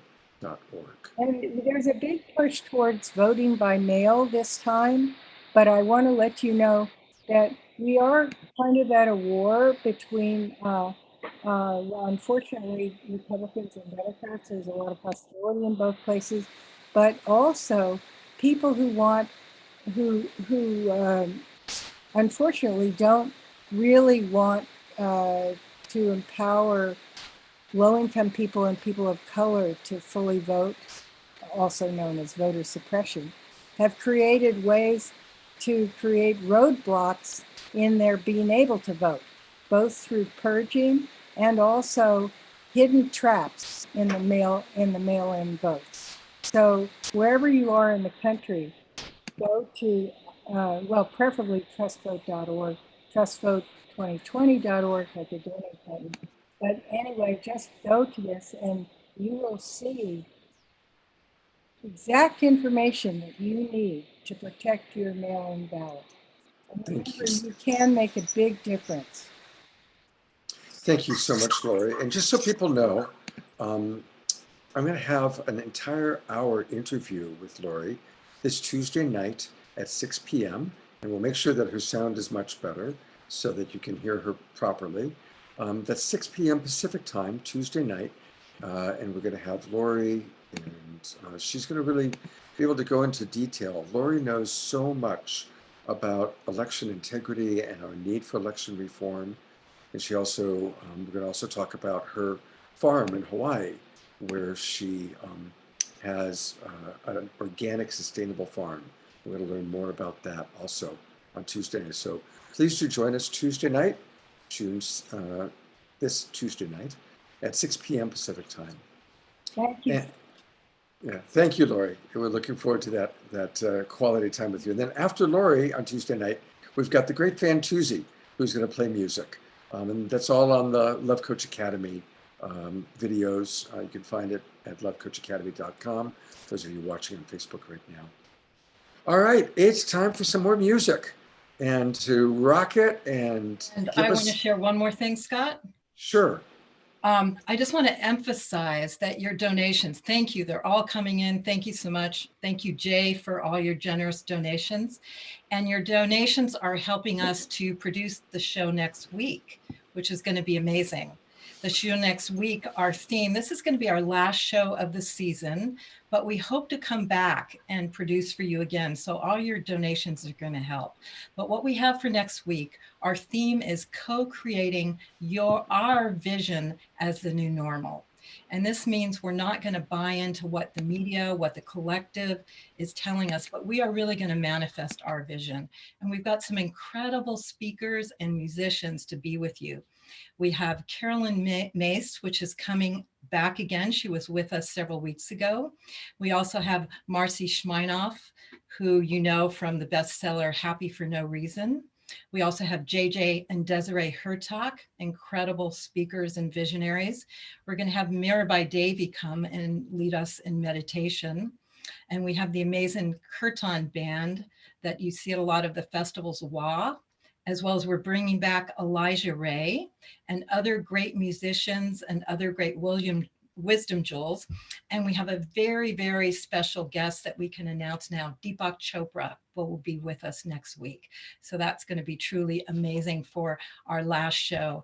And with all your donations, we hope to continue and come back again and do this again and really represent what we want to communicate and experience together with whatever's going on. And so, and now we're going to have Larisa Stowe, who is amazing because she not only is high-level music, high-level heart, but she really channels spirit in her music. So I'm so happy to present again, Larisa Stowe. Thank you so much, Debra. Thank you for having us. I invite everyone just to open up your body right now. We're going to be singing Aham Brahma. It means I am divine love. Marianne and Andrew were both talking about the importance of sacred practice, doing our spiritual practice. When we sing Aham Brahma, we are vibrating I am love. The universe is in my world. Aham Brahma. The temple and the dark cacao. Aham Brahma. Aham Brahma. When the sun begins to fade. Aham Brahma. There is a light that will remain. Aham Brahma. Aham Brahma. Aham Brahma. I am the love I seek. Aham Brahma. Aham Brahma. Open and be saved.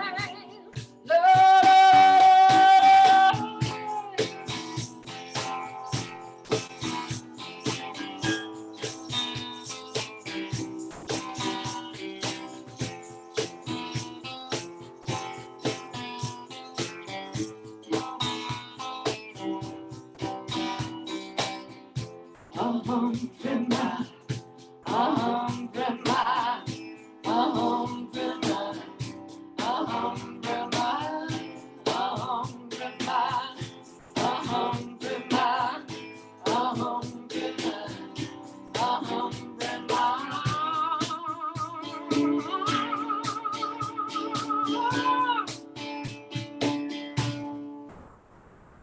The dancing breath, the holy heartbeat.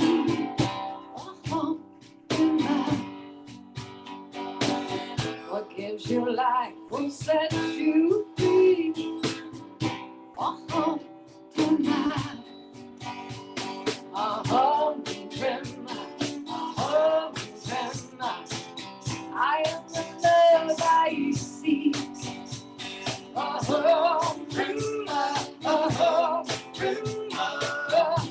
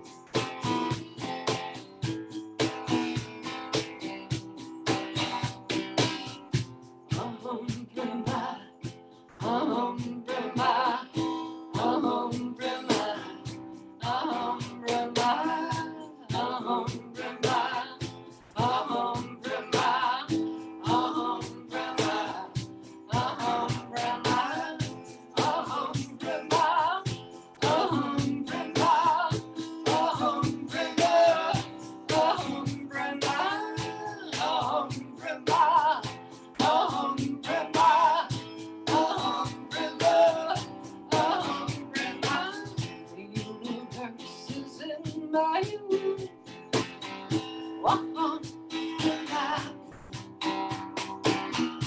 temple and the dark cocoa.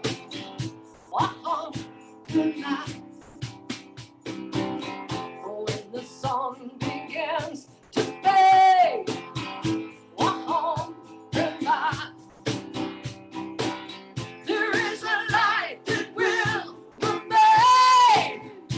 Oh, through my, oh, through my, oh, through my, oh, through my, oh, through my, oh, through my, oh, through my, oh, through my, oh, through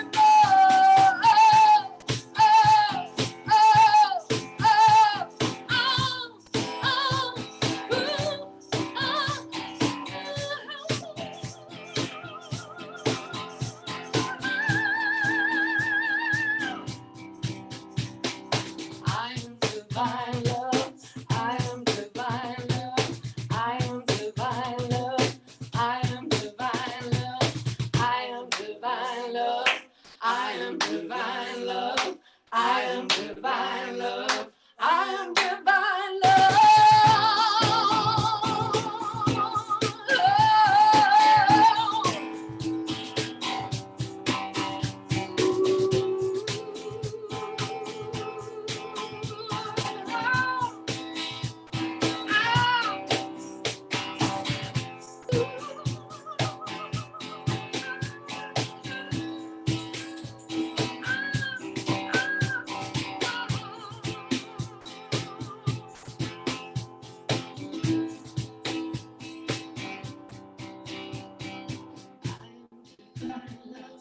I am divine love.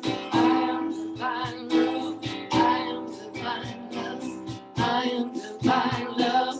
I am divine love. I am divine love. I am divine love.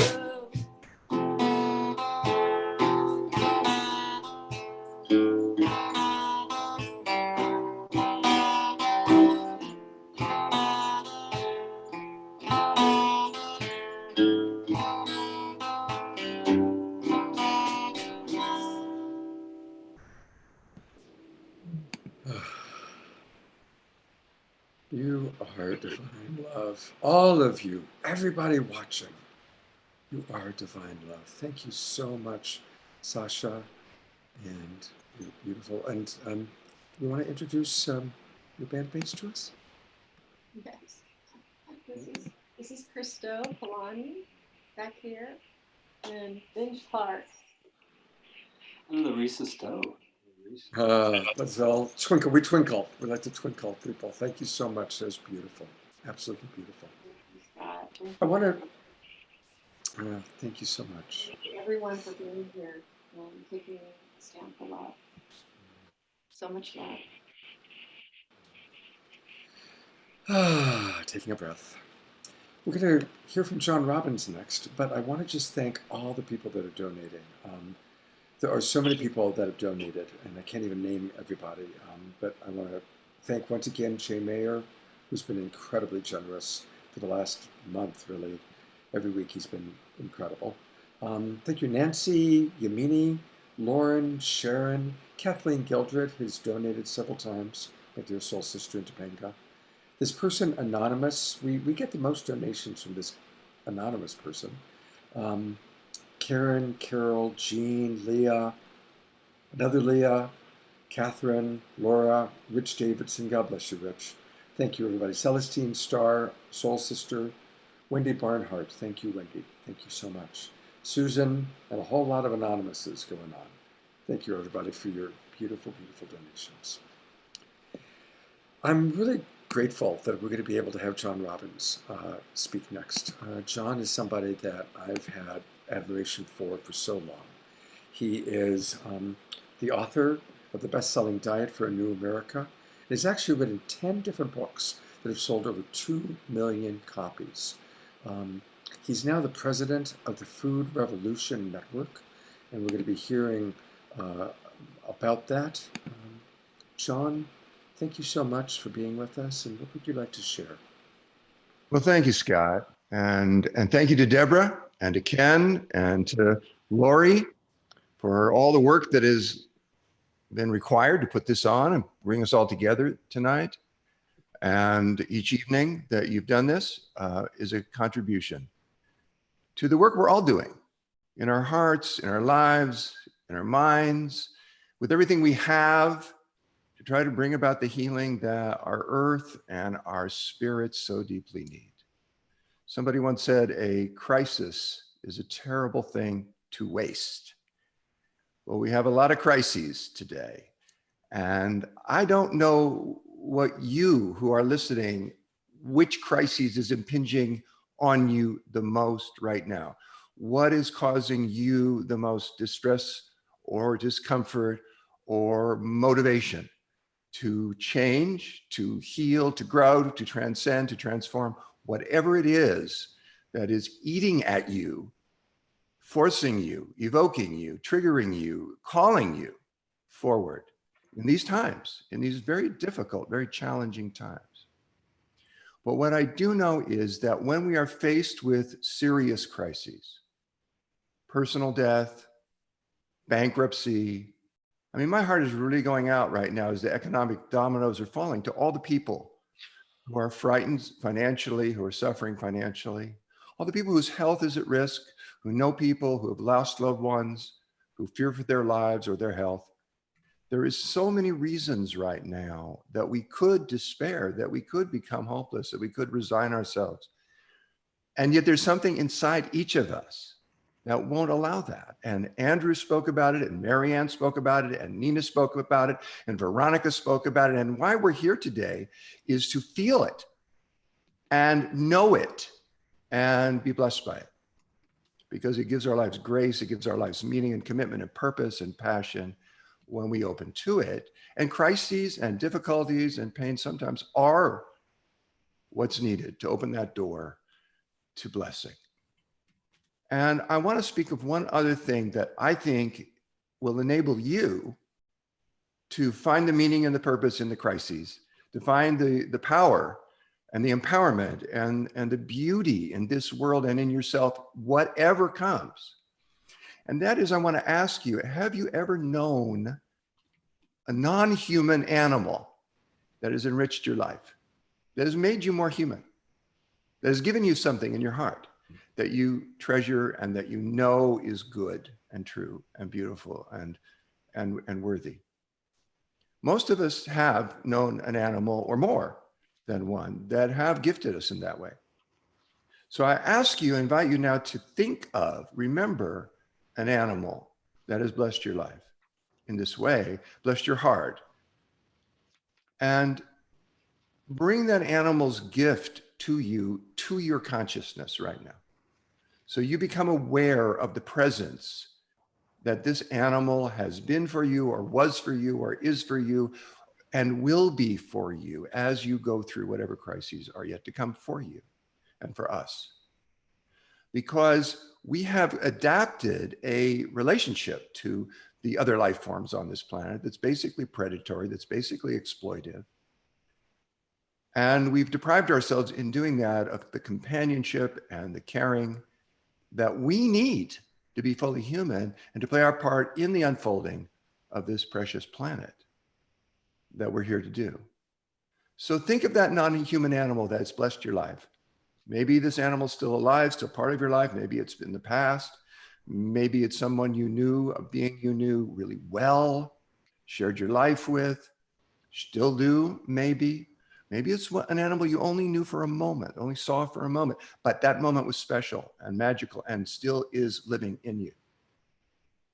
And the reason I ask you to bring that animal to your consciousness right now is because that animal can nurture you through the crises to come.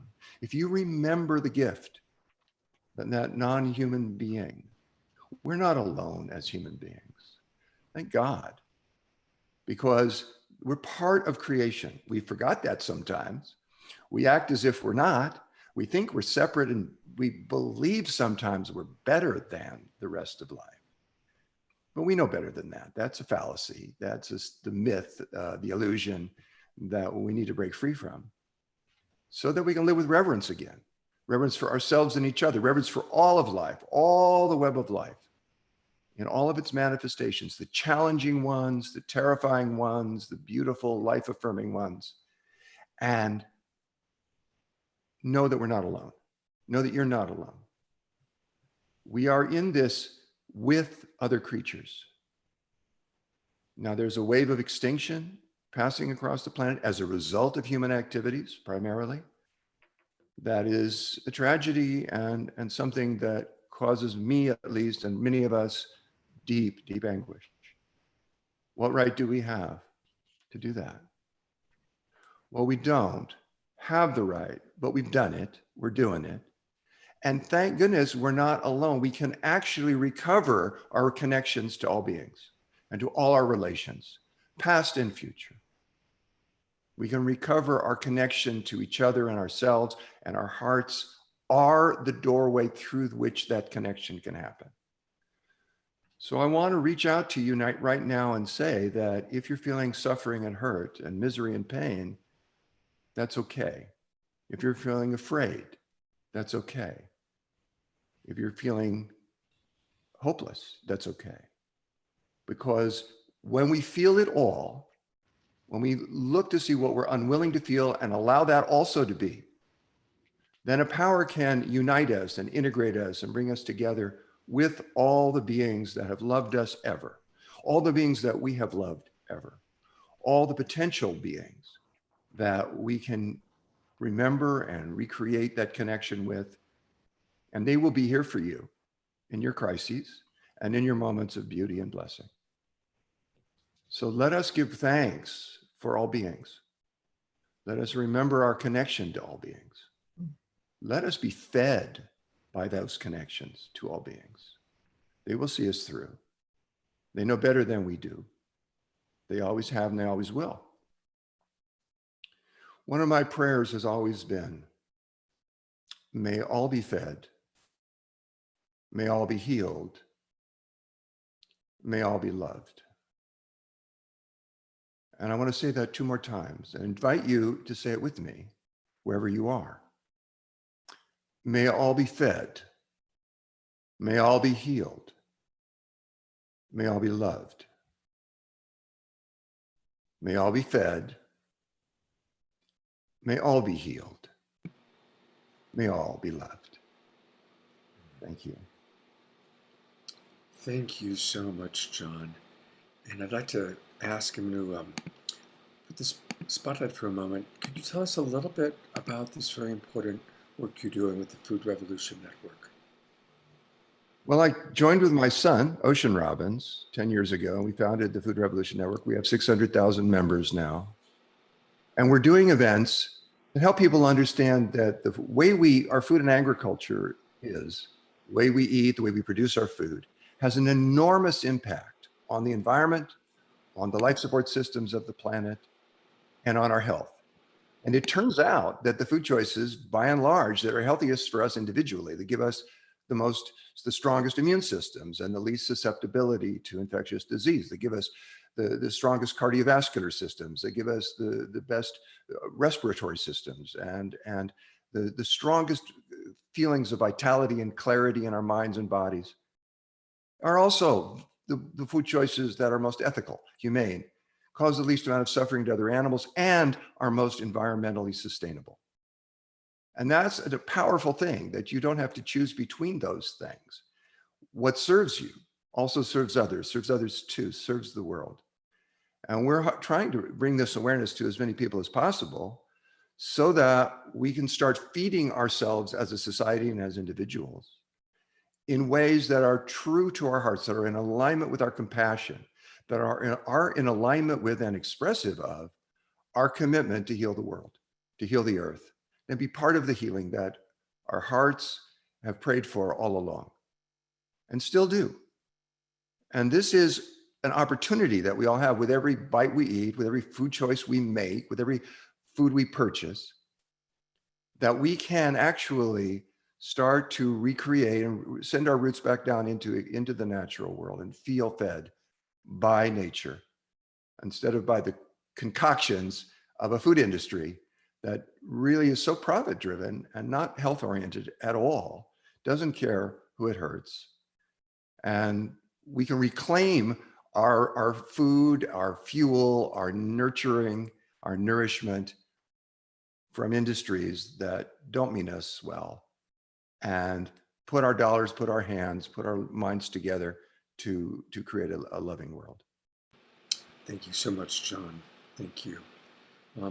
He gave us the link. I just put it into the chat box for that PDF on foods to eat and foods to avoid. And thank you so much for your really decades of supporting animals and humans. God bless you, John. Thank you so much. Thank you, Scott. Kenny, would you like to introduce our next wisdom jewel? Yes, we have Melanie DeMore. Melanie has traveled the world. She was a founding member of the Grammy-nominated Vocal Assembly, but nothing is closer to her heart than bringing people together wherever she is to experience the healing power of music. Take it away, Melanie. Hello, everybody.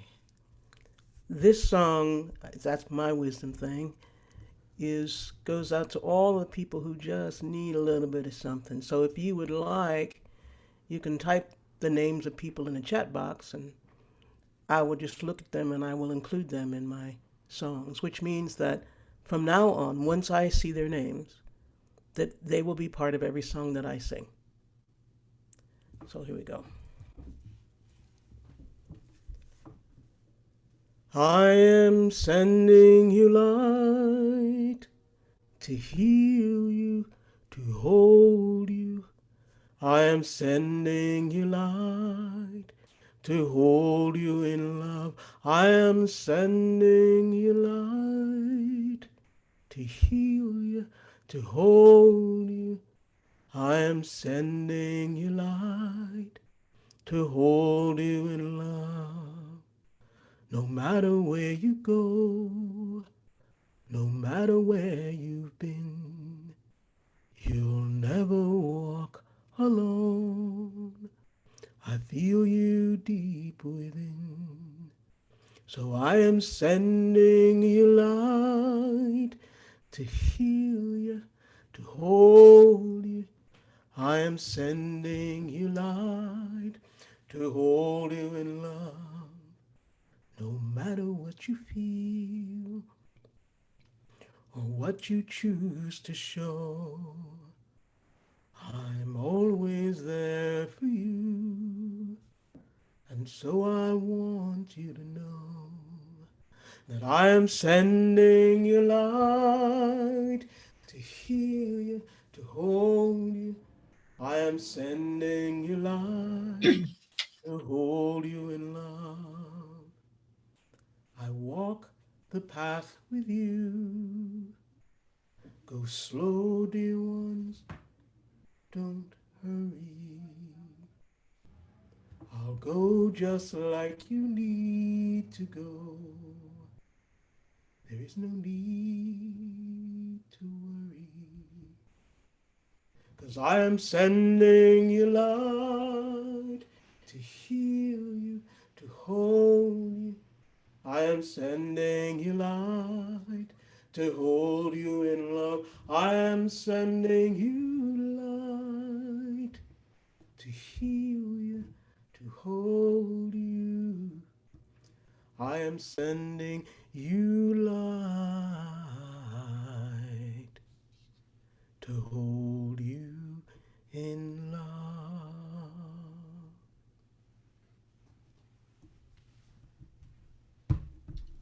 Wow, that was so beautiful. Let's twinkle her and twinkle all the people that we love that are showing up in the chat box right now. So amazing, so important to send out our love. Thank you so much, Melanie. Thank you. And now we get to lighten it up again, because that's what we do. We go deep and then we go light. And this is one of my favorite comics, and so favorite, I actually produced 4 shows with her last year that totally sold out in Sonoma County. What I love about her is she has a way of putting a mirror in my face and having me laugh at myself. She pokes fun at our holistic and progressive lifestyles that we think are so important. And you get that funny bone of just looking at it and seeing another way for it. And she's actually a diehard activist, because right now she is in Portugal. So she had to get up at around 4 a.m. to be with us tonight. But she wanted to be here and we wanted to have her. And this is Alicia Dattner. She has been voted the best comedy of the Bay Guardian, best storyteller, and I love her. So thank you for being with us, Alicia Dattner. Thanks, Debra, and thanks, Melanie, and John Robbins, and oh my God, all of you guys. And Raina was on. Did you guys see her? God, I love her shamanic cheerleading, and I love the take on sacred activism of doing nothing. Like, Raina, I wish I wrote that. Seriously, I'm jealous. But like, I kind of imagine too, like that Marianne Williamson is watching and has like this sort of like just like a slightly different take. And there's so much divisiveness these days, you guys, that I just unconsciously started having this fantasy of Raina and Marianne like scrapping it out in a Zoom breakout room parking lot, you know, and Raina's like, I just saved 6 trees sitting at home in my pajamas buying nothing. And Marianne's like, Raina, let's not confuse non-dualism with sacred activism. But I have a cheer for doing nothing. Ready? Stay om. And no, you know, it's not only about staying om. Once we awaken to the stillness, we must arise and take inspired action. Yeah, true dat, MW, true dat. You're right. You guys, it's an intense time on the planet. I have to say, it's intense, you know, I mean, not just with the pandemic, as we know, but like it used to be, you could make light of something unfortunate happening by saying, hey, oh, you know, it's not the end of the world, but now, well, I don't know, you guys. I read the oceans are gonna run out of fish by 2050. What if I have a child one day and they get dumped and all I can say is, oh, honey, don't worry. There are plenty of plastic bags in the sea. You know, and it's obvious by now, of course, there are really 4 likely responses we're having when we realize what kind of situation we're in with the planet. You know, there is, of course, the standard burnout style activism. There is the sacred activism. There is the spiritual bypass, and my favorite, sacred depression. You know, but like, I want to change. You know, but if I lived in a truly sacred way, if I truly felt the impact of my impact, wouldn't I change everything about how I live? I mean, might I finally become like those wild, smelly seed bank people who live off the grid in yurts and make their own water? I mean, might everything change? I mean, it's like we don't want to take care of our home planet. We're like that kid in the giving tree. Yeah, thanks, Mom, for all the natural resources, but you're kind of running out. And honestly, you're smothering me. I need a little space. Outer space. I'll be on the dark side of the moon. Can you give me a ride? You know, we're starting to think about survival the way real estate agents think about flipping houses on HGTV, right? Welcome to Flipping Mars. Let's take a look at this hot new fixer-upper. Mars is less than 1 light year away in an up-and-coming neighborhood between Earth and Jupiter. Hot in the summer, also hot in the winter. Stunning views of smoky Earth. Uncrowded charter schools, 0 traffic. We'll be importing a water feature and an air feature. Right now, the atmosphere on Mars will take your breath away. I mean, up until now, like there's been this sort of unstoppable, inevitable technological march toward progress, with an arc that I just feel like bends toward evil, and who dreams up all these terrifying futures? I mean, science fiction writers, right? Come on, Black Mirror, and then futurists read this crap and think, I mean, if we don't do it, someone else will. So we kind of have to, or it'll be in the wrong hands. Should we develop killer attack drones that can stalk you anywhere in the world using GPS and facial recognition? What could go wrong? Create a worldwide government interweb of wearable smart devices that compile your location, video, money, mood, politics, and viral status and rate your social credit for life. What could go wrong? Hey, yeah, is this 1984? No, it's COVID-19. Oh, okay, thanks. People, riddle me this. Why doesn't utopian sci-fi just come true suddenly and without warning, right? Why aren't the elusive tales of Elysium being eyed up for adoption? Oh, what could go wrong? Oh, shit.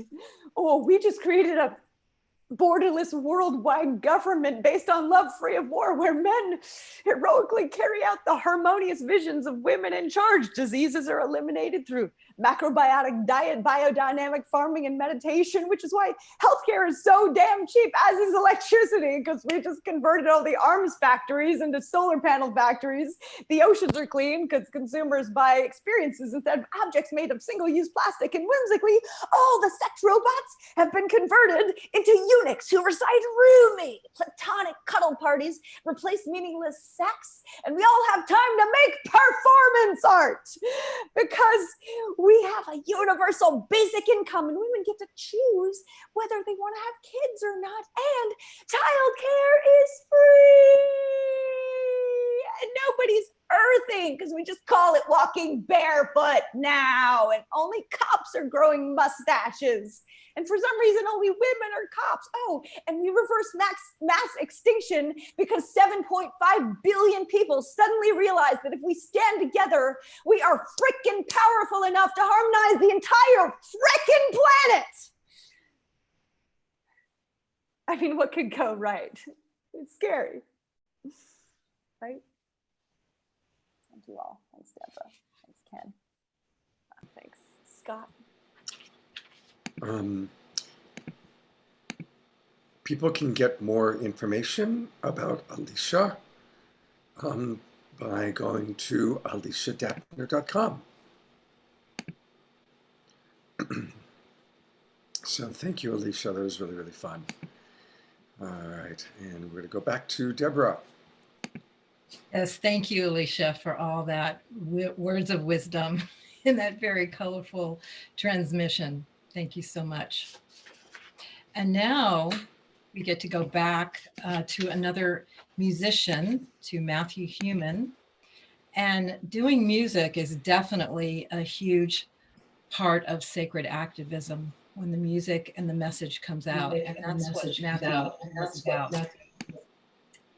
And he's been a sacred activist for many, many years. He's in Costa Rica now on a permaculture farm, and he lives and breathes activism, and it comes through his music. And that's why we wanted him to be on with us. So thank you, Matthew, for giving us another one of your incredible songs. Thank you so much, Deborah and Scott and everybody here. I was actually relating to being that smelly guy in the yurt hoarding seeds, but I think I smell okay now. So, but thank you so much. And John Robbins, just all you guys, everyone's doing such amazing stuff. This has been such a fun night. I don't ever get to have this much fun in my cabin in the hills here. And even though I'm in Costa Rica, I still vote. I have an absentee ballot for my former home in Nashville, Tennessee. So I'm trying to keep the good vibes happening in Tennessee from here. So I think it's really important, this democracy, and at least taking the best we can. And if we don't vote, we don't really have much say in it all. So we have to try. And I think it's important for us to like really look at the issues that we believe in and really vote our values. So look at the candidates who are in line with the things that we believe in and vote for those things. So I'm going to sing a song about that I wrote during the last election. And hopefully it's something that's a little bit relatable to everybody. So please sing along with me, everybody.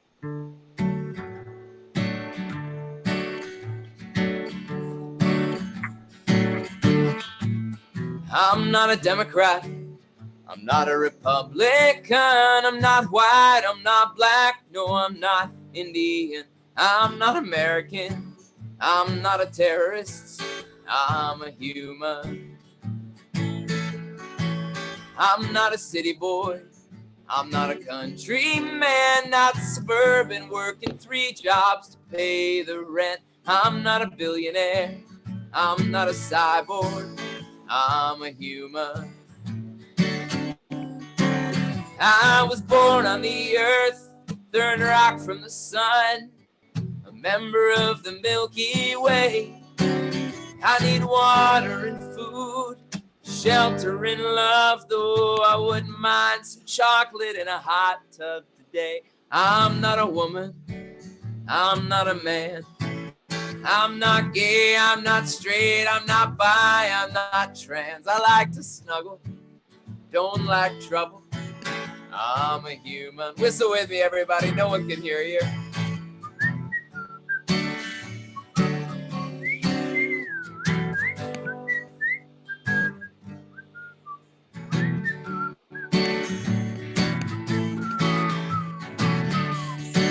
Very nice. I was born on the earth, third rock from the sun, a member of the Milky Way, so they say. I need water and food, shelter and love, though I wouldn't mind a massage and a mojito today. Sounds nice, doesn't it? I'm not a Christian, I'm not a Jew. I believe to do unto others as you'd have them do unto you. But I'm not a Muslim, and I'm not a Hindu. I'm a human. Yes, I know I'm complex. I'm just a hot mess. I'm a human. Sing it with me, everybody. Come on. I'm a human. I want to hear you singing from wherever you are. I'm a human. I'm a human. I'm a human. That was really, really fun. Thanks, yes, Scott. We are spiritual beings having a very human experience. And it's I just love the universality of what you shared. It was beautiful. It was really, really fun. Thank you very much. Thank you, Scott. And hey, if people are interested in my music, you can find me at matthewhuman.com and you can follow me. Thank you. Great. Thank you very much, Matthew. This is great. I love the music. All right. We are now going to go to another wisdom jewel. And this is Miguel Elliot. Welcome, Miguel. He's also known as Sir Cobalot. He's the owner of the natural building company called Living Earth Structures. He leads workshops and does projects in schools, has numerous instructional videos on earthen building. He believes that earthen building, that's spelled earth and then E-N, building has a strong role to play in helping to build community and offering opportunities for healing and connection. Miguel, thank you so much. It's great to have you with us. Thank you. Good to be here.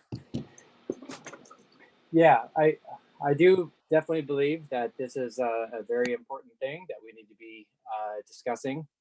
You know, the role that natural building has to play in helping to create the new paradigm is very important. I think that we can all work together to try to get the some of the building codes and everything changed and adopted to allow us to build the way that we are intended to build. So, you know, I do earthen structures. I build structures out of adobe, sand, clay, straw. This is my book here. It's called Accomplishments. I don't know if you can see that there. And yeah, those are like the little huts that I'm doing. And so, you know, they're very, very affordable to do. It's just, they're using all recycled materials. And so I try to bring people together that don't have any building experience to participate in the building process.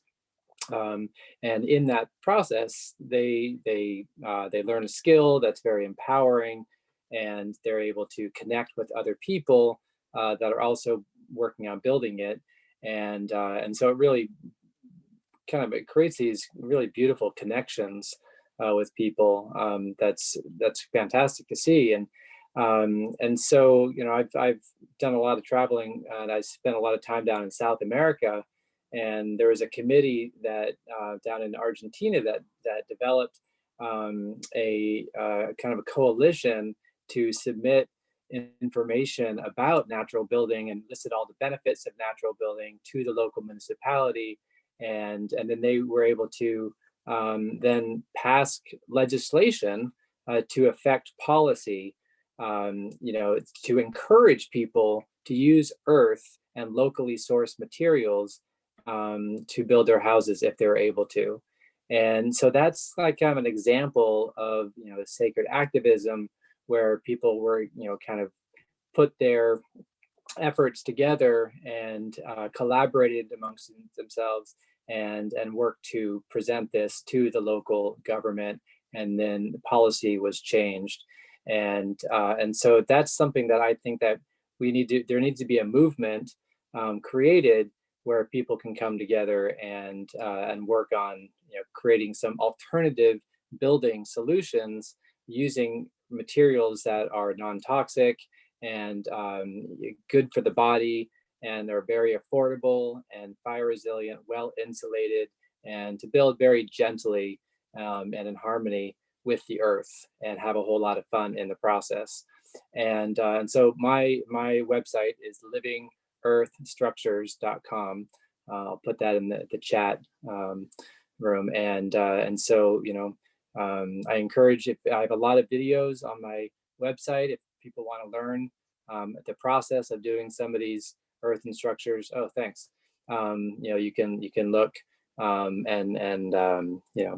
hope you are inspired to get into natural building, because I think it has a very important role to play in the new paradigm. And what I like to say is, it's time to build Kabbalah. I say in Babylon they babble and they don't get anything done, but in Kabbalah we cob and we get things done. Thanks. Thank you, Miguel. And thank you so much for all your work over so many years now of beautifying our Sonoma County and Northern California with all your structures. It's truly amazing, and your mission. Thank it's you. so amazing that all of us have our special calling, and you've really followed yours and keep growing with it. So thank you.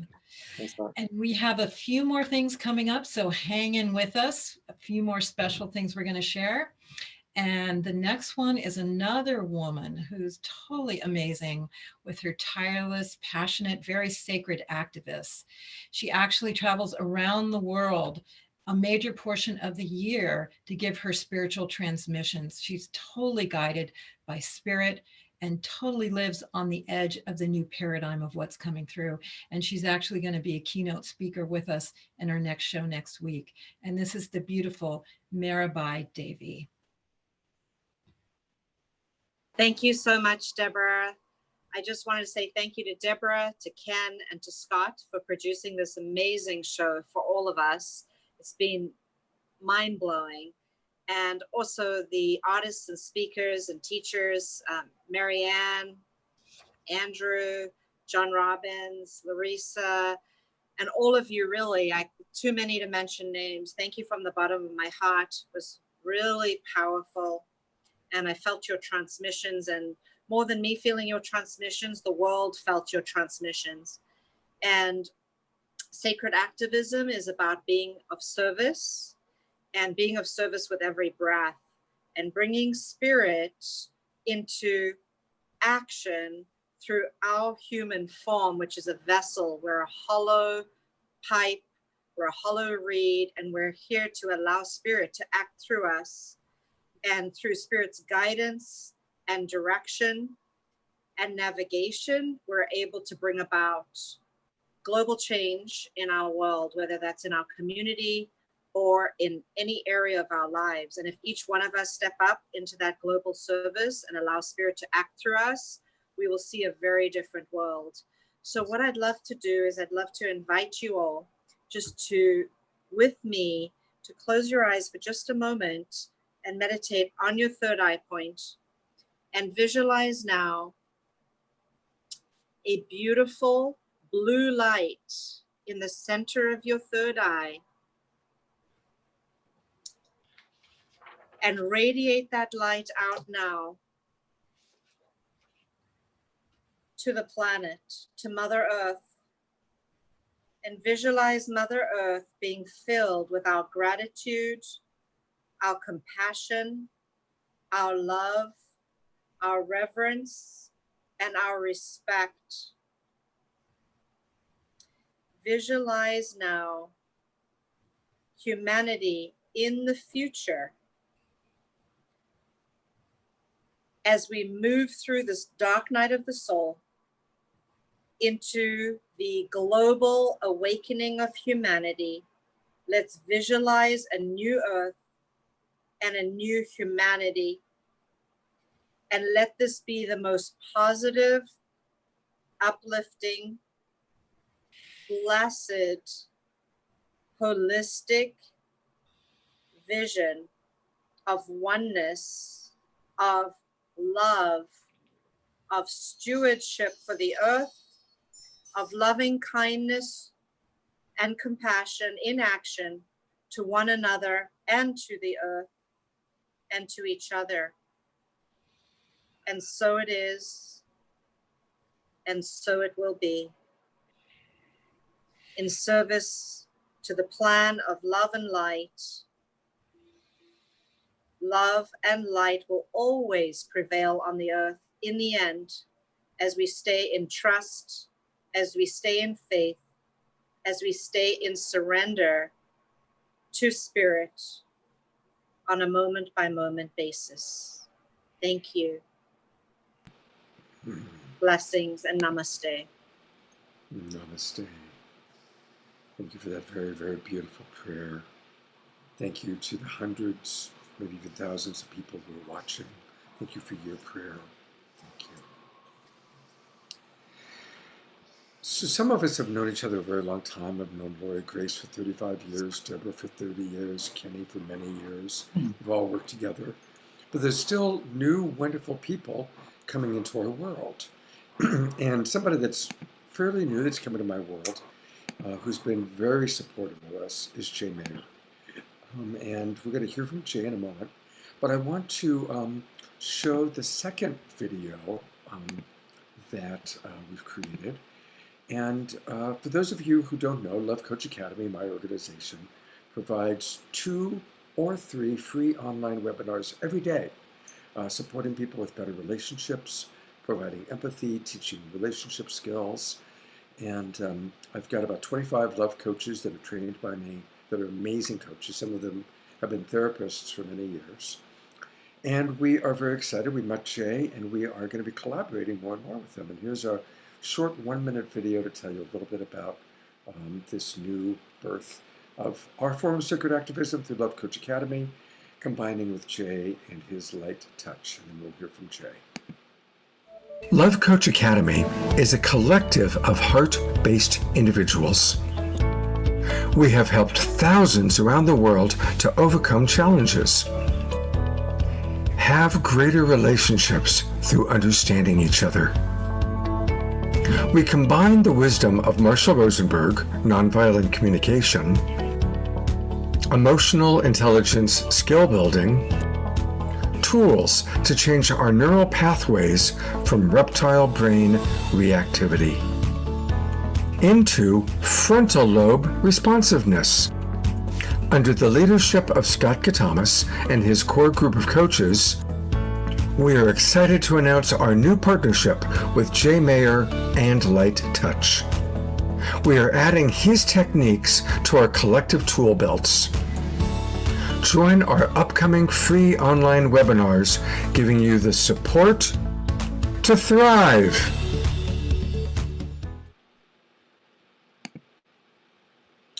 And there's Jay. Jay has been a tremendous support system to really make this show happen. If it wasn't for Jay, we wouldn't have been able to support so many nonprofit organizations. He's really been very, very generous. And Jay, tell us in your wisdom jewel, what inspires you, maybe even anything you've seen tonight? What does sacred activism mean to you? Well, I developed this system called Light Touch. And first, I want to thank you for having me on the show. And I want to thank Debra for putting it together and Scott for all your tireless work. And, you know, Light Touch, it's something that I discovered. It's been there all along. It's within us. It's basically using our life force energy more to draw to ourselves, you know, our full potential. And, you know, we all believe, you know, there's a God inside of us. There's energy that is our life. And what I've discovered is that energy is magnetic. And this magnetic energy has principles where, you know, through touch, we can activate, you know, good fortune and healing and spiritual wellness. And, you know, my work on the planet really is to help heal relationships. I think that's one of the best things that can happen to end war on the planet, is to have more happy couples. And I'm sure that, you know, working with Scott, see, I've got this great vessel called Light Touch, light-touch.me. And we're going to integrate with the Love Coach Academy, which is training coaches. And we have these systems where people can reprogram their subconscious mind, you know, with when they go to sleep at night. And Light Touch is really a gift, you know, from the universe. And the timing is impeccable because people need to know these tools now. They need to know how to get along splendidly with your partner, or rediscover love, you know, with someone you might have been with for 18, 20 years. So, you know, ending war on the planet, that's really what this virus is all about. And people are going to be coming forth, you know, new leaders. And that really is the sacred activism, is that we change ourselves in such a way that we change the world. And I encourage people and couples to become loving couples, because every ounce of more love on the planet it's more love, and that's what we all need. And if you get enough love, you know, my goal really is 100,000 couples, you know, finding perfect love with each other. And I think that will be the 100th monkey that ends war on the planet forever. And where we're at right now, the Atlanteans were here. So we're recycling to this thing right now where, you know, we're all aware and we can see what's happening. And I think we can do it. And that's our destiny. Thank you so much. Thank you. I'm really excited working with you, Jay. And people can learn more. I'll put the link where you can learn more about Light Touch and also more about Love Coach Academy. And we do these free online webinars every day at 9 o'clock in the morning, 6 o'clock in the evening Pacific time, and then special shows like this one. Also, I'm going to do an hour-long interview with Jay. We're going to do it the first week of June. It actually had been scheduled for June 2nd at 6 p.m., but Marianne Williamson asked me if I would be willing to host a webinar for her that week at 6 o'clock, 5 webinars in a row. So we'll schedule it probably for 7 o'clock or 7:30 one of those evenings, and we'll work that out. But keep tuned, and we'll let you know when you could be able to get a full hour learning about Jay. And now, to introduce our final wisdom jewel, turn it back over to Debra. Yes, thank you for sticking with us. We have one more wisdom jewel, another song, and then we're going to have community connections at the end where you can come online and share your wisdom with what you've been inspired for this show or anything you want your heart to share. So stick around for that. But we're going to I want to announce this person who I see in the community tirelessly at all the eco events, all the eco conferences, putting his resources, his wisdom, his background into really important causes. Warren Linney is a co-founder of San Francisco Bay Area Climate Restoration that is placing city measures on the November 2020 ballot to tax natural gas and fund climate. Their mission is to fund the methods of removing CO2 from the air and oceans, but to build topsoil and grow trees and seaweed. So Warren, I'd love for you to share a little bit more of that wisdom and that sacred activism that motivates you and what you're up to now. Thank you.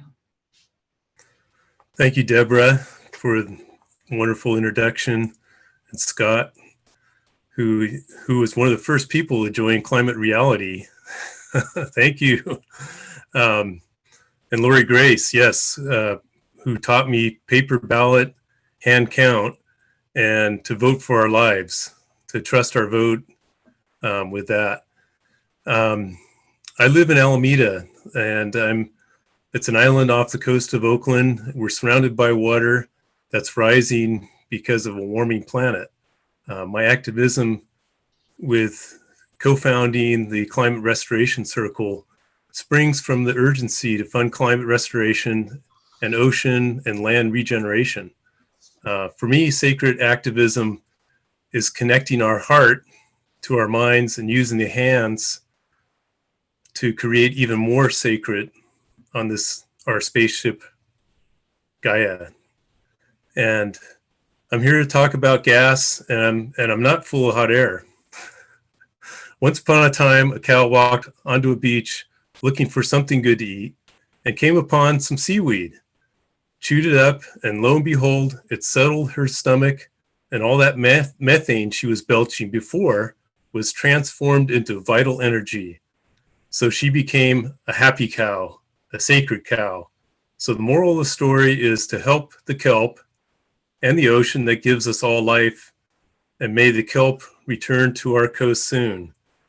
We can't all grow seaweed, but there is something you can do to reduce the gas that's polluting our air. In almost every city on this call, we can increase the utility tax on natural gas from the big polluters by placing that tax on the November 2020 ballot. We invite you to inspire, as we do, the city councils all over California to tax CO2 and methane from natural gas and fund COVID-19 and climate emergencies. What I love about placing the natural gas tax on the ballot is that it reduces CO2 emissions, and it also funds health and climate work. So think protective gear for health workers, solar panels, fruit trees, and green jobs. So I want to thank you guys all for listening, and if you can join our campaign, I'm going to put that in the chat, and just Google Climate Restoration Circle, you'll see us, and love to have your help in getting this on the ballot, getting city councils to vote to put it on the ballot, and then we get to vote in November to have this funding for climate and health. Thank you. Thank you very, very much, Warren. Thank you for the good work that you're doing. You know, I just so appreciate how many people in our community we've known for so long, and all the different projects and adventures that we've had. And like I said at the beginning of the video, we are the ones we've been waiting for. And this is the time we've been preparing for. If Sasha Rose shows up in her Zoom, in her room, I'm going to, oh good, she is here. Okay, great. But just before Sasha plays the final song, I really want to thank more people that have donated. Thank you very much, Dane, Jan Ballard, old friend, Darlene Korb, Melissa McManus, Larry Weinberg, thank you, Larry, very generous donation, Steve Lillo, Renee, that guy anonymous, or gal, Nancy, thank you, everybody, for your generous donations. We sure appreciate it. And again, stick around. We're going to have community connections coming up shortly. But for now, it's time for our final song for the night, Sasha Rose.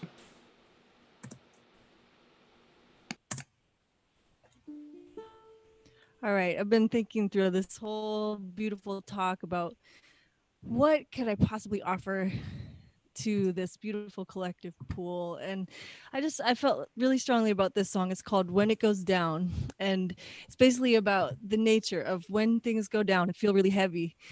The nature of it is to go back up again. So this song is just a testament to that cycle and how everything goes up, everything will go down and come up and go down and come up. So here we go.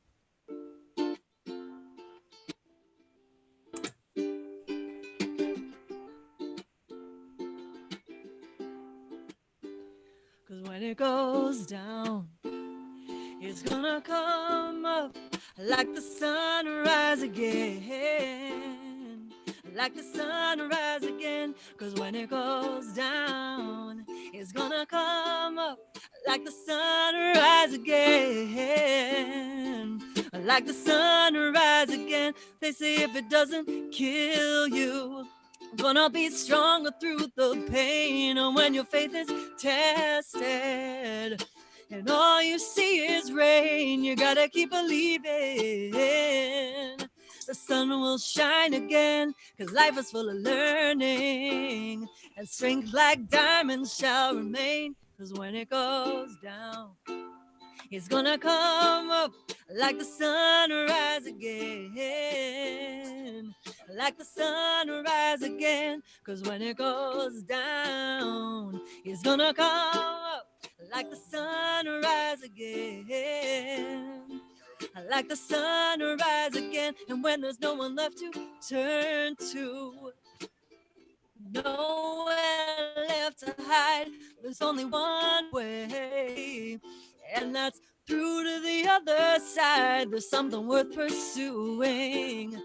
You keep your dreams within your sight. The promise of a new day resides within each night. Cause when it goes down, it's gonna come up like the sunrise again, like the sunrise again. Cause when it goes down, it's gonna come up like the sunrise again, like the sunrise again. And when there's nowhere left to run to, gravity pulling you down, you gotta reach in further.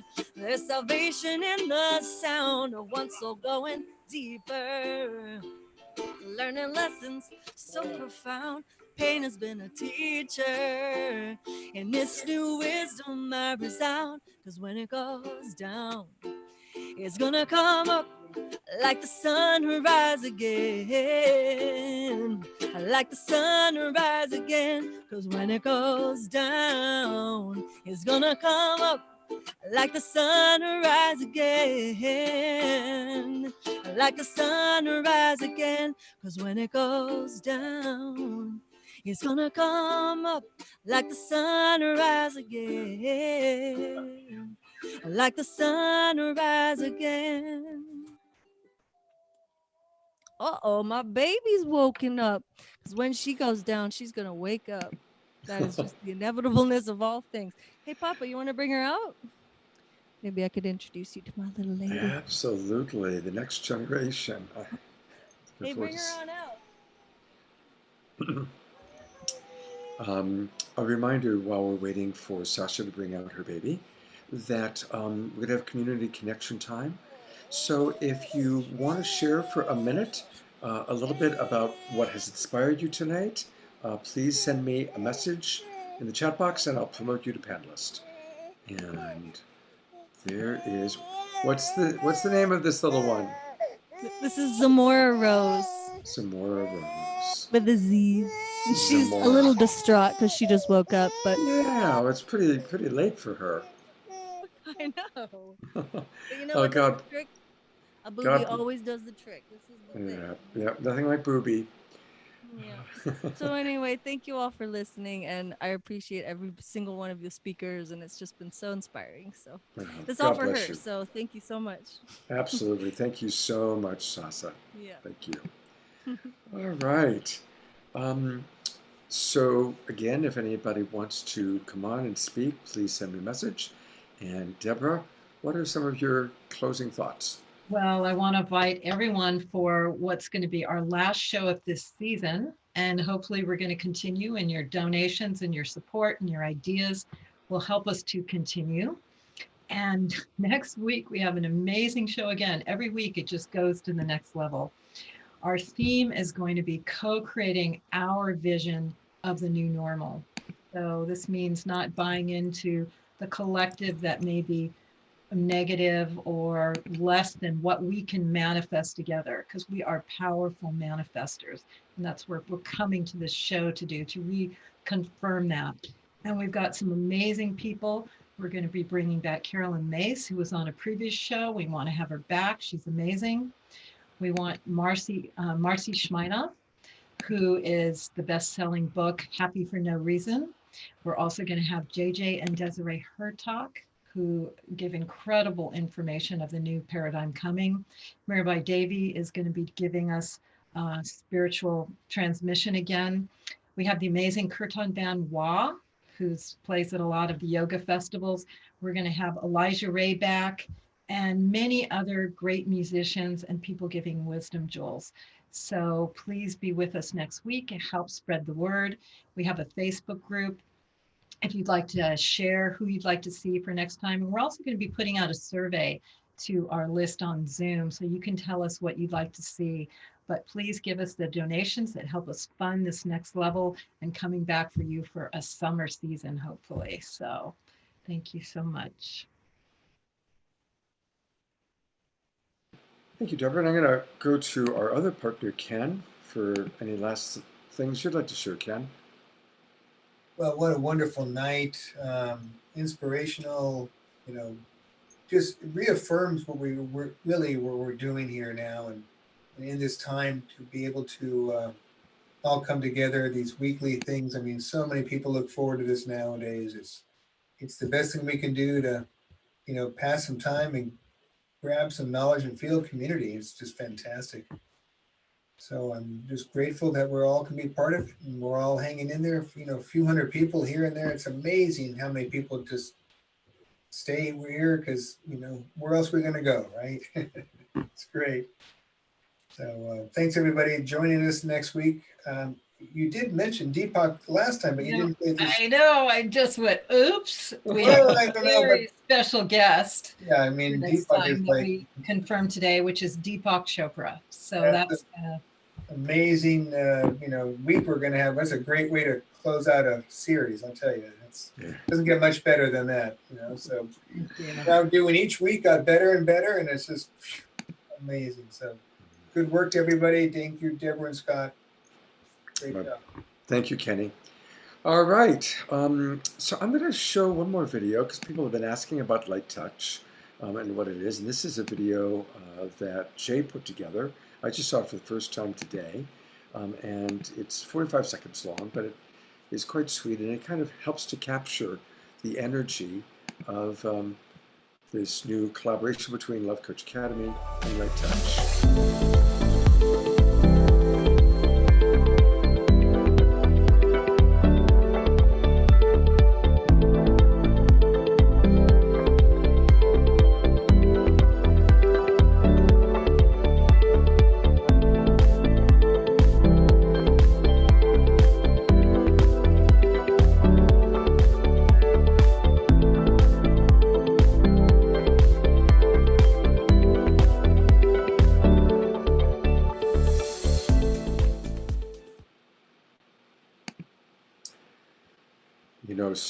So much of what we do in Love Coach Academy is challenging because we're often working with people that are really struggling. So many relationships, the pressure of the pandemic, and relationships where people are cracked or trust has been hurt or damaged, it's really increasing. Whoa! Didn't mean to start that. I forgot it was on next. Anyway. It's been wonderful adding Jay's light touch to what we're doing in Love Coach Academy. Our coaches are excited about it, and there's a sweetness and an innocence to the whole light touch experience that I'm really appreciating. So thank you, Jay. And I know that we've got a few people that wanted to share a little bit. But Jerry, I'm going to just give you the first chance if there's anything else you'd like to add, and then we're going to hear from Peter and Shira. Well, because we're talking about sacred activism, I just wanted to mention that I did run for president of the United States in 1996 and for governor of California in 1994. And I'm active again with lie detector tests for Congress. And I think it's important because it is sacred activism. I'm not doing it for me. It's not that I do want notoriety so I can help others and help the world. But we deserve more choices, and it's a serious, serious issue that there's only one person, there's two people and 300 million people, so I'm not saying I'm the best of all possible selections. I'm just saying I'm better than, what we currently have going. And as a tribe, we have the power to elect our next president, whoever we want. If we all put our hearts and our souls and our minds and our spirits together, we are powerful. Great. Thank you so much, Jay. Looking forward to learning more and collaborating. All right. A longtime friend, Shira, wanted to share. Oh. Yep, Shira. Hello, good evening. For those that are still here, thank you so much for a most incredible show on every level. And your hosting, Scott and Debra, your container.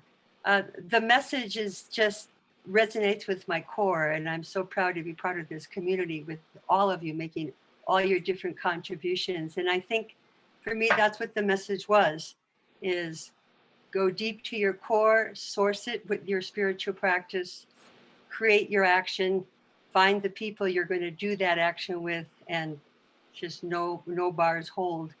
Actually, today there was another community resiliency project. We had about 700 participants, and I moderated some of that summit. And there were some beautiful examples just here in a condominium building. Someone just started going to his neighbors and saying, "Can I have your food scraps?" Created compost, and within a month they had a community garden, and all the relationships started to change. There's another urban renovation taking place again with this kind of community resiliency and sacred activism. And so let's pick our causes, use our deep spiritual practices and source that, and let's come together, because as Andrew said, now's the time. So thank you so much. I'm so happy to be part of this with all of you. And Thank many you, blessings. Shira. You are a beloved member of our community for sure. Absolutely. Thank you so much. All right, we're going to go next to Peter, who, thank you for joining us. Peter, maybe everybody, when you come on, let us know where you geographically are located. And again, if we can try and keep it to a minute, that would be great. Hi, Peter. Hello there. What a delightful experience tonight was. What a show. I live in Santa Cruz, California. And Andrew Harvey moved me tonight, as he seems to every time, that this sacred activism, this feeling that we have to connect to that sacred, to that deep spiritual place, this spiritual being having a human experience. And my contribution to the cause is a 26-year quest to launch a new peace sign, or an addition to the old peace sign. And I have come up with an idea that's called the unity sign. It takes the old peace sign that used to stand for V for victory, but now it stands for we used to think we were separate. But we are remembering, the fingers come together as they come to your heart. We are remembering that we're one. And when we remember that, and when we come from that sacred place, we can act in unity and create peace on the planet. So the unity sign is 2 to 1 to heart, heart to 1 to 2, peace in, peace out, right? Peace in my heart, peace as my art. All the cute little things we can come up with, but it narrows all down to we're all one. We're all in this together. Now's the time. We're the ones we've been waiting for. It's time, but without remembering that deep, sacred, spiritual place, we're not going to create the answers moving forward if we remain in this separation game. So I think that remembering we're one is the key bottom line, and this unity sign can help people remember that first and then remind others, and it can spread around the world. It's already starting just in the last few weeks, getting off and running. And then I'm part of World Unity Week coming up next month, and so we're gonna launch the Unity sign into the world. Thank you for the moment here. I love that. I love it. Absolutely. Thank you. Yeah, thank you, Peter. That's beautiful. That's awesome. I see other people that are giving us the Unity sign. Put it in though. It's got to come in and back out. Can't just stay hanging out there. It's in and back out. Okay. Peace in, peace out. Peace in. Thank you. Peace Peace out. in, peace All out. right. Got to start with the All right. peace in part. Okay, you're right. Thank you, Peter. That's great. Really Thank you beautiful. very much. Okay, we're going to hear from Debra Haviland. Go ahead, Deborah. You know, it is so true. We are the ones we've been waiting for, and we've all been preparing. And it's amazing to see all these friends, soul family, the ones of us that have seen each other for 4 decades, you know, at the New Living Expo and Love Coach Academy, and now Light Touch and the festivals and Health and Harmony Festival. And I think back, I knew Jay in my 20s in Santa Cruz, and we did very amazing things. We were working with a group where we honored all the different spiritual wisdoms and how they come together as one, and a lot of fasting and retreating and community service. And I remember a friend put up a billboard on the freeway: love is the answer no matter what the question. And so I'm so grateful that we're all working together, and that greater things are about to happen. And sometimes we're called to just let it all go and go where God's telling us to go next. I mean, I'm doing a major move across the country. I came from the East Coast. I'm going back to it so I can serve in whole new ways, with a lot of collaboration with some great people doing great things. So I just want to bless us all and see what can we do next that will create. You know, I was very moved by Marianne Williamson tonight. I mean, really, by every jewel of wisdom, and by Andrew Harvey, that now every moment counts and everything we do counts. So namaste. Love you all. Thank you, Deborah, and best of luck. I know you're leaving, I think, on Monday. Best blessings on your travels across the country. It's going to be quite an odyssey. It's quite an adventure to drive cross country. So blessings on your travels and blessings on your new. And we're creating healing clinics in Florida and doing some amazing things. So, you know, people need us now. Yeah, Bless all the health practitioners. Absolutely. Thank you. Krista Michaels, if you turn on your camera, you're going to be next. And I think you're going to be our last person, unless I'll take one last look to see if anybody else wants to be brought up. But there you are. Hang on a second, Christy. I lost you there for a moment. There you are. Okay. Hi, Scott. And thank you Christy. so much. Again, it's awesome, everything that you guys do.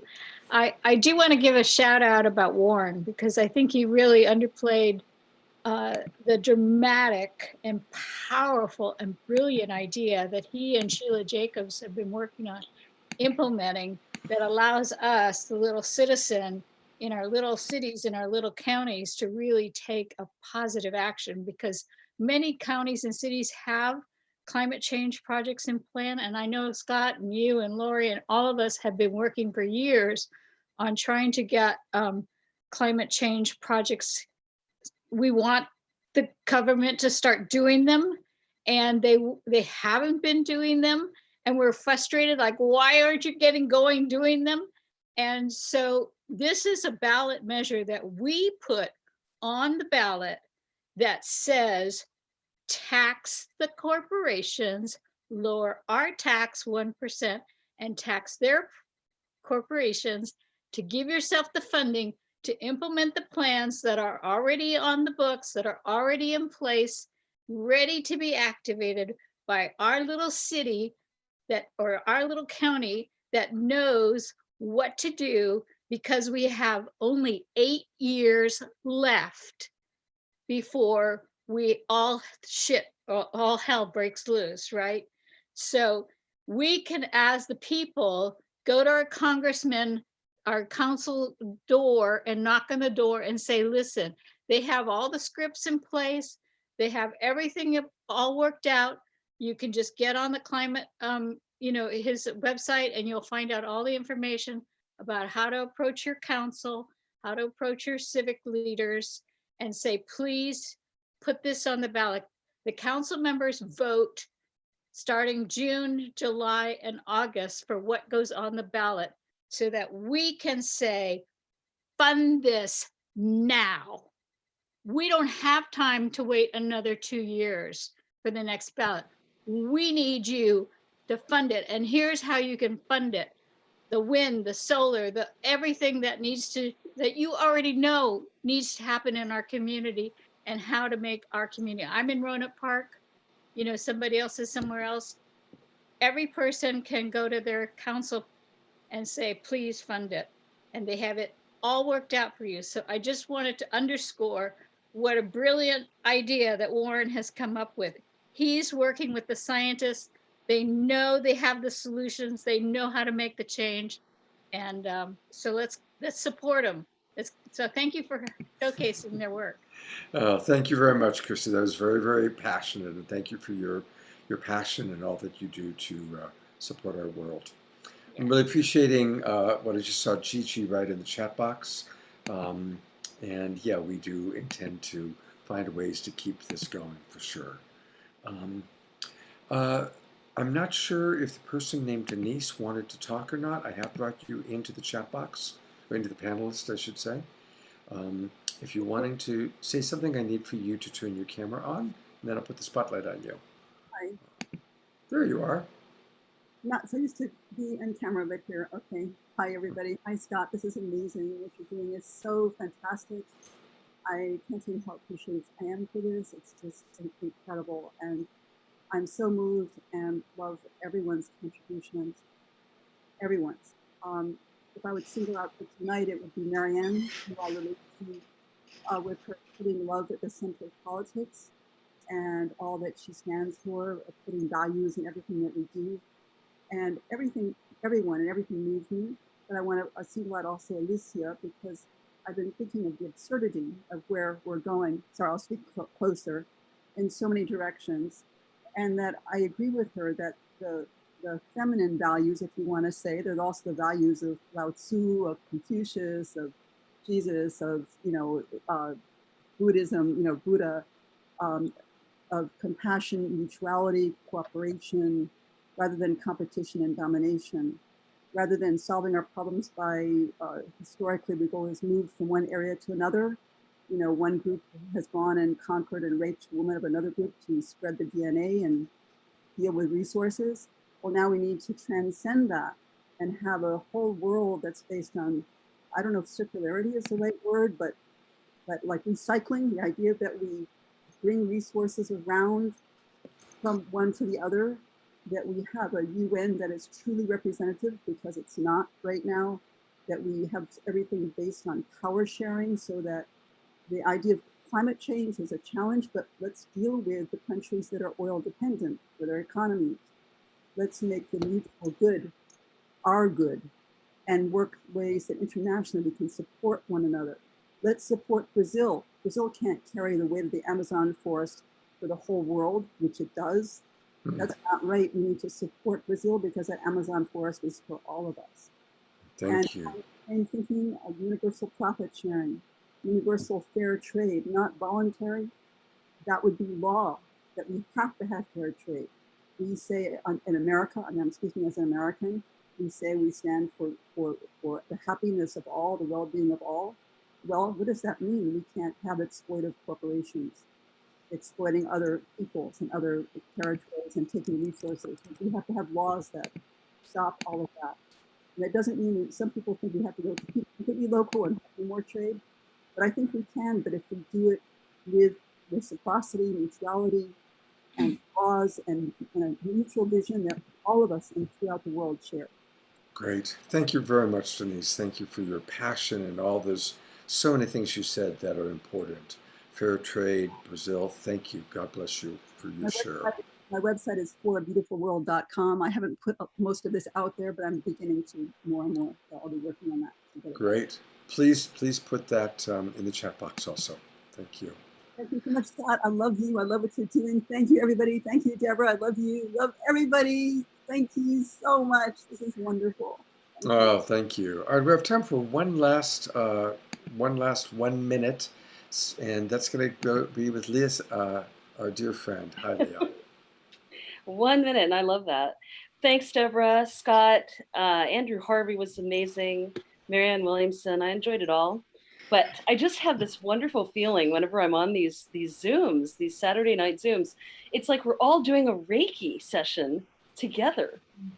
It's really profound. We all know that we're all watching and witnessing together. And, you know, we're messaging each other, friends who are all on this. I just felt like I was being held in this beautiful heart-based bowl of Reiki magic, you know? Beautiful. I could just beautiful. feel all of you. So thank you. God bless you. Thank you, Leah. We love you very much. You're an important part of our family. All right, to say goodbye, I'm going to say goodbye now, and then I'm going to turn it over to Deborah for final words. Yeah, Leah, what you're saying is really true. This is just not looking us into the computer. We are connecting on the unified field now in our hearts, in our spirit, in our wisdom, and we're building that powerful container of positive affirmations and love. This is what it is about. You see all these incredible activists, it just opens your heart with so much love and inspires you to give love back to our community. So yes, we are all deeply connected. And I just want to affirm that I love you all. We love each other. Love is the bottom line. So thank you so much for participating, for joining, for supporting this, and for sharing the love. Thank you. Good night, everybody. Thank you. Thanks, Scott.